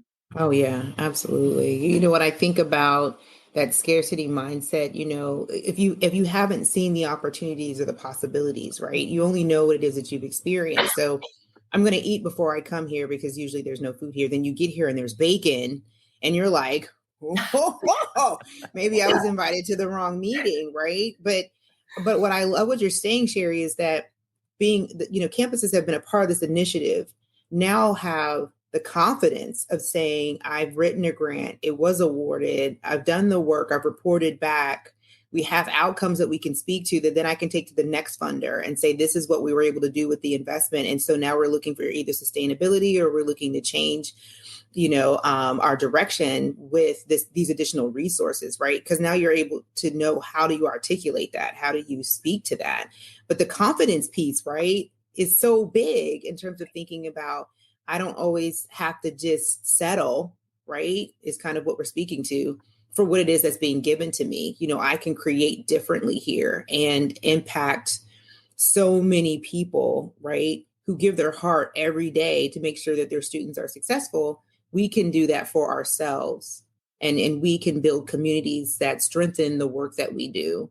And I think sometimes administrators want to do more, but they feel like I can't, my hands are tied, right? And so then them seeing you, well, how about this opportunity? And then, you're probably going to build coalitions along the way, right? Like, oh, we can do that? Okay, well then what do you need from me? What can I do? How can I help with the reporting? You know what I mean? Because when people want to be a part of winning teams, right? I'm thinking about the Olympics, in a couple of weeks, but people want to be a part of winning teams, right? And if you're a winning team, then I want to be a part of this team. I just love how it's this domino effect, that we're seeing. And Melinda, just to speak to what you're saying there, the dynamic that I'm noticing is that we wanted to give control back to the advisors, and Cheri and I were very, very specific about the initiative that we were not controlling the way that funds were being used on the campuses, that the advisors had full jurisdiction, and that was by design. And it was because we were noticing that during the pandemic, there were a number of factors beyond the control of many advisors that sometimes it felt uncontrollable to be working on a campus and as an advisor. With the pandemic, work from home, a lot of external circumstances impacting advisors. And so it was this level of saying, like, burnout is perpetuated from feeling like you don't have control. How can we give this small level of being able to have advisors dictate their own destinies with these funds, and that they're making good decisions, really, really good, sound financial decisions based on their previous history. And it's just something that I'd love to say directly to administrators everywhere, that when we give money, to our teams, maybe having less strings, but with impact still at the center, I think it's possible. And that it's not a binary either or, that there's a path forward, and we've seen this happen. It sounds like 24 times, according to Cheri, with the number of grants that we've had out there. But I love what you stated, that it's a level of trying to make sure that we give control back to the folks who are directly impacted and who are also giving direct services to our students. Right.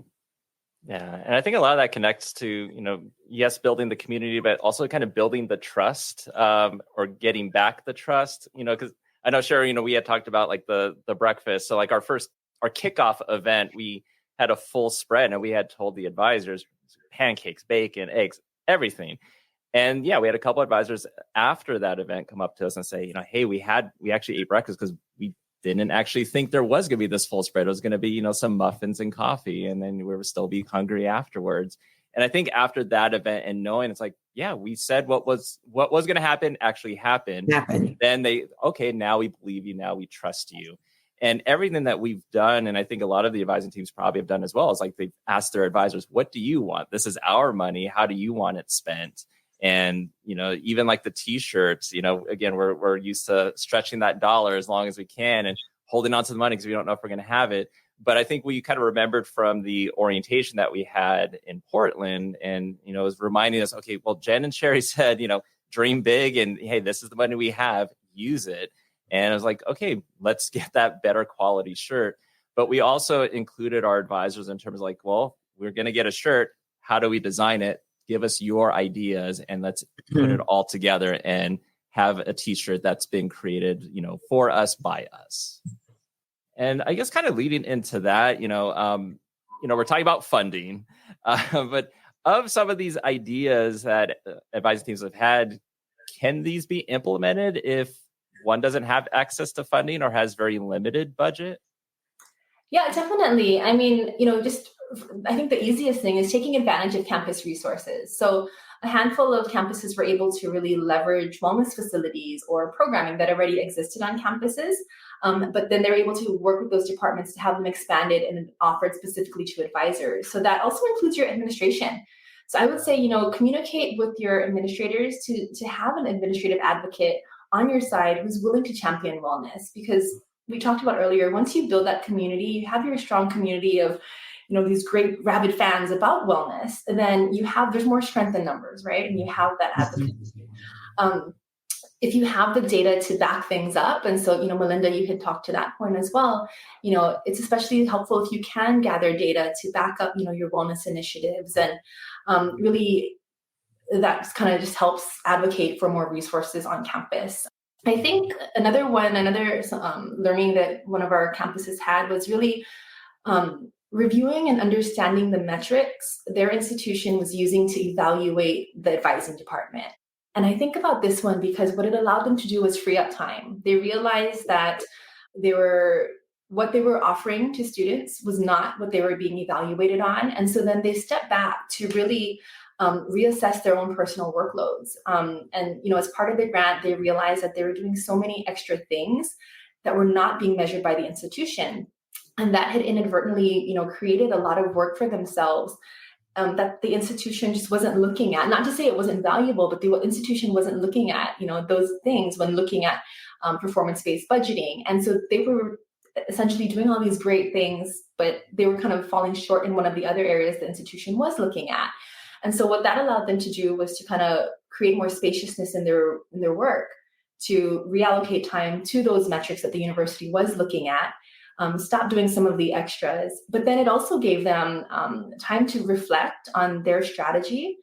And they were drafting something to then go back to admin. So for the next strategic plan, can they say, hey, this is really what's important to our students? Is there an opportunity to be measured on this versus that? And so I think that's something that folks may overlook. Sometimes you just feel like, okay, this is what the institution's measuring us on, we're going to keep doing that, or they may not even know, because advisors are so passionate about helping students. And sometimes that passion can just encourage us to create all these different workshops and different opportunities and different things.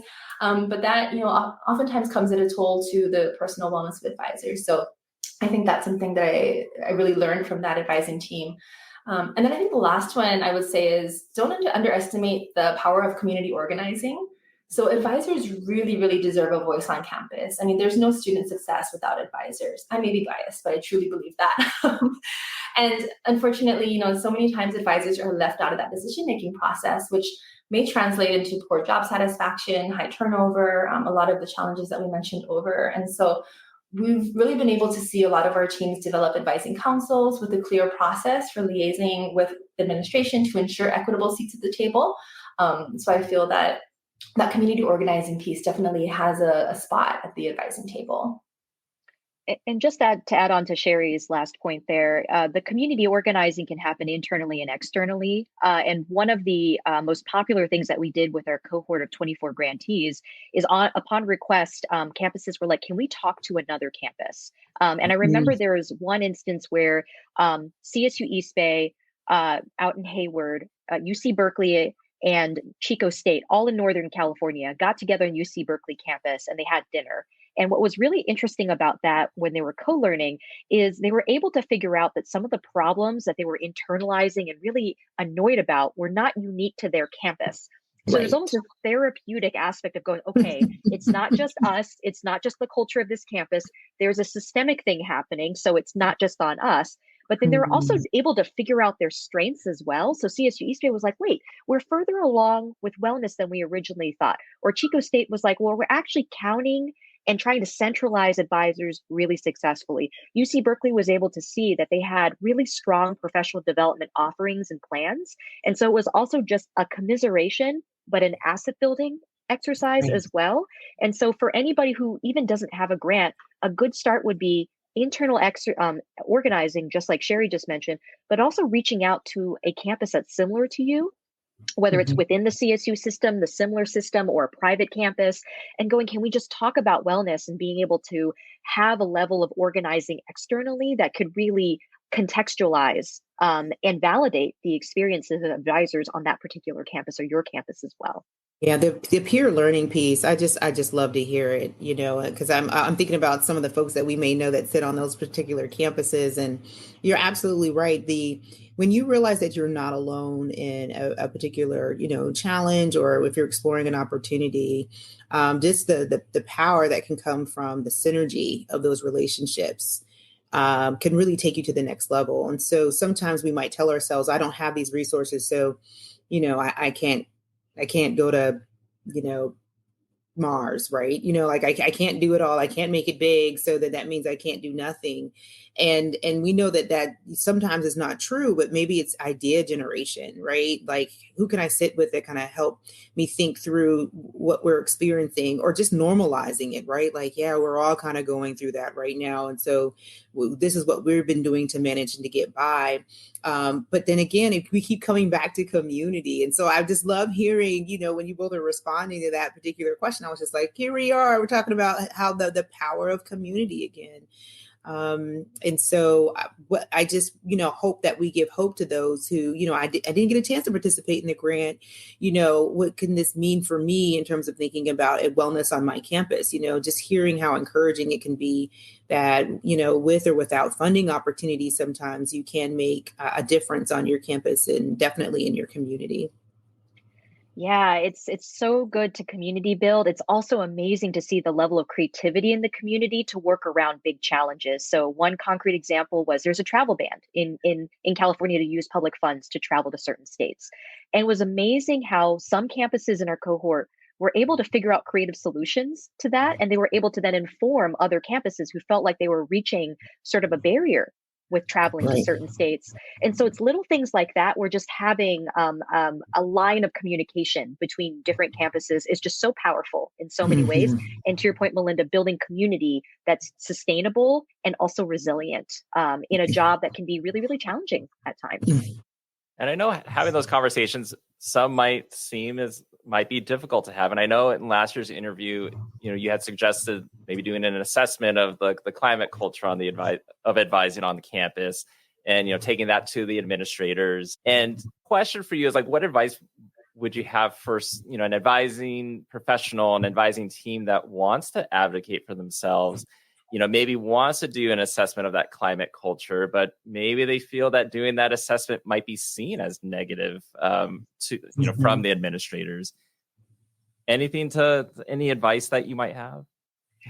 Just off the top of my head, just because there's a specific data sources that came to my mind, is you could start externally, because there's a lot of publicly available information available to baseline things.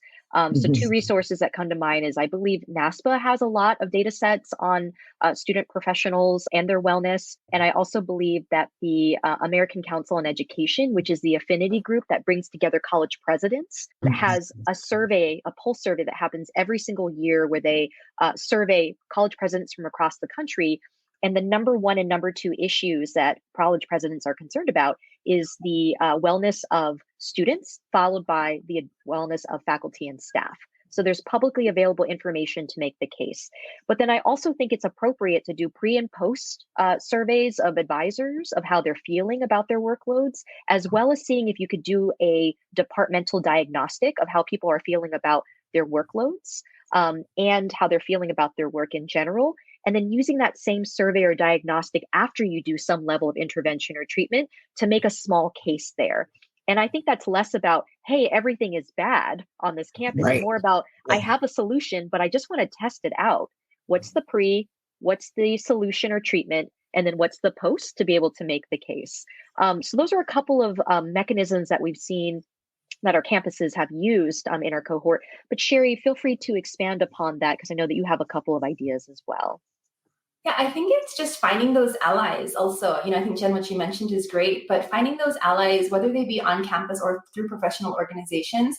I know NACADA has the well-being and advisor retention advising community. So finding those allies who can kind of help you brainstorm. And if you can't find allies, then, start your own interest group, ask around. There's got to be more people on campus other than you, who are passionate about wellness. And once you can, kind of mobilize folks, you can brainstorm ideas and think about really how to better integrate wellness, and just also recognizing it won't happen overnight.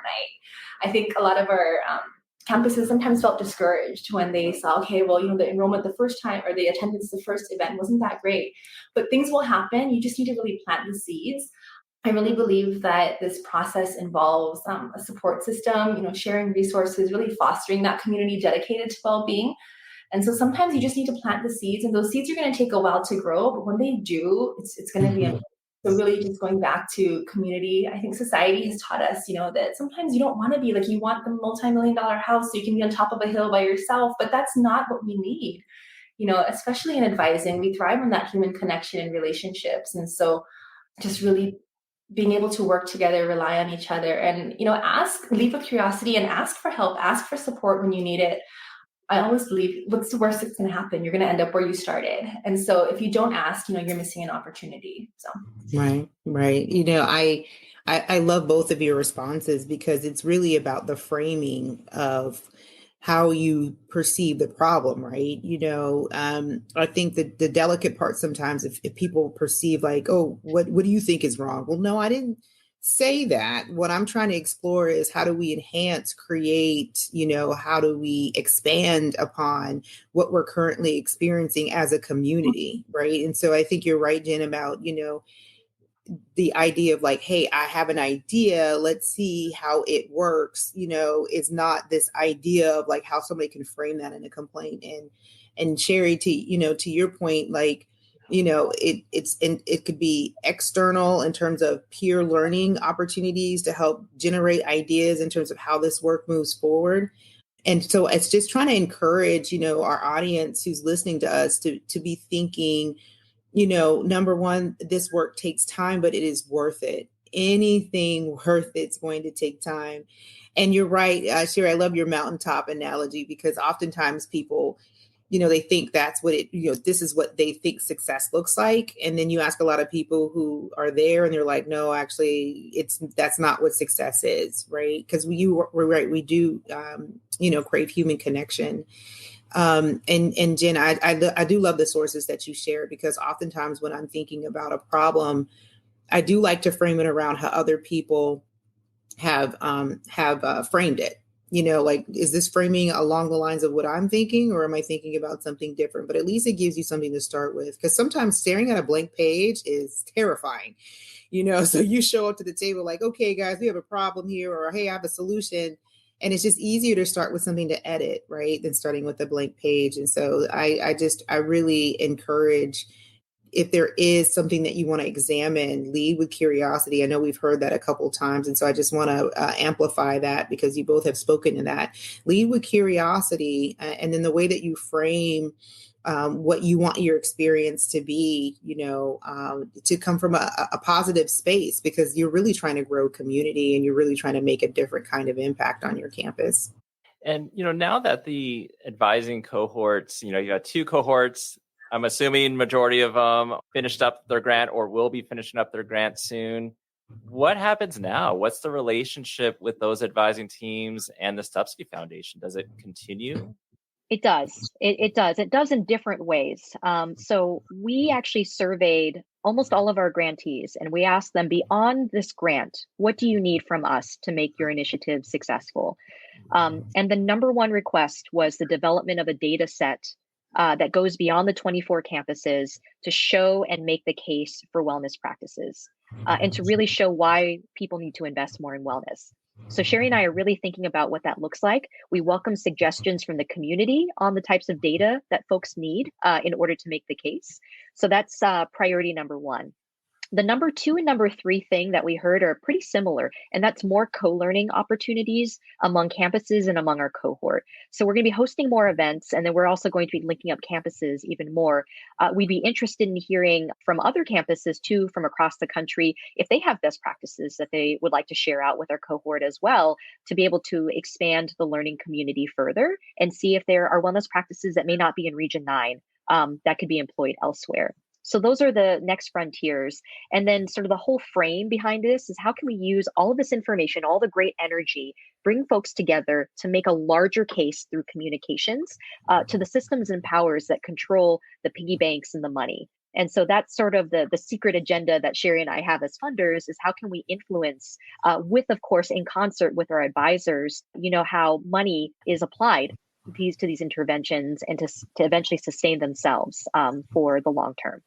And not to do a shameless plug, I promise, but it's just timing-wise is how it came about. But anyone listening who wants to learn a little bit more about some of the initiatives, check out the June edition of Academic Advising Today, and you might see an article there from 2 of us on this call.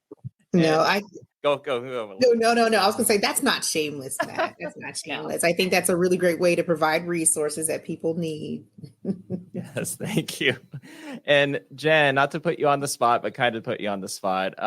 For those that are listening to the audio version, I'm holding up a book, Emerge 2023. So recently, Jen, your book that you're an editor on came out. I was hoping that you could share a little bit about this.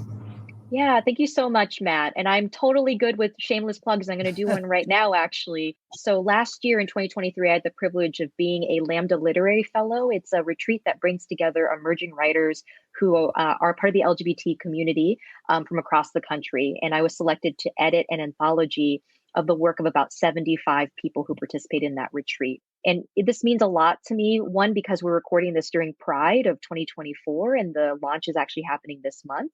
But also, I think we're amidst a lot of contentiousness around book banning and what can actually be publicly available information from queer authors, and not just queer authors, but people of color authors as well, in our libraries and our public schools.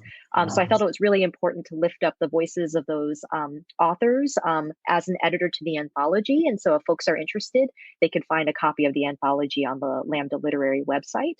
And it's also my wellness practice as well, is to be able to support other writers and to write myself. So just thank you so much for allowing me the ability to do my own version of a shameless, but not so shameless plug. No, absolutely. And you guys, please go get that book.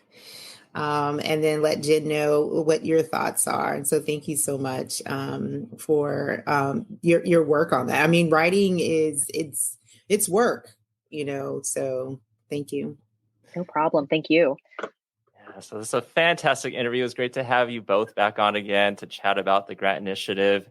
And we'll also make sure to include a link to the book in our show notes. Jen, Cheri, thank you for joining us again on this podcast episode.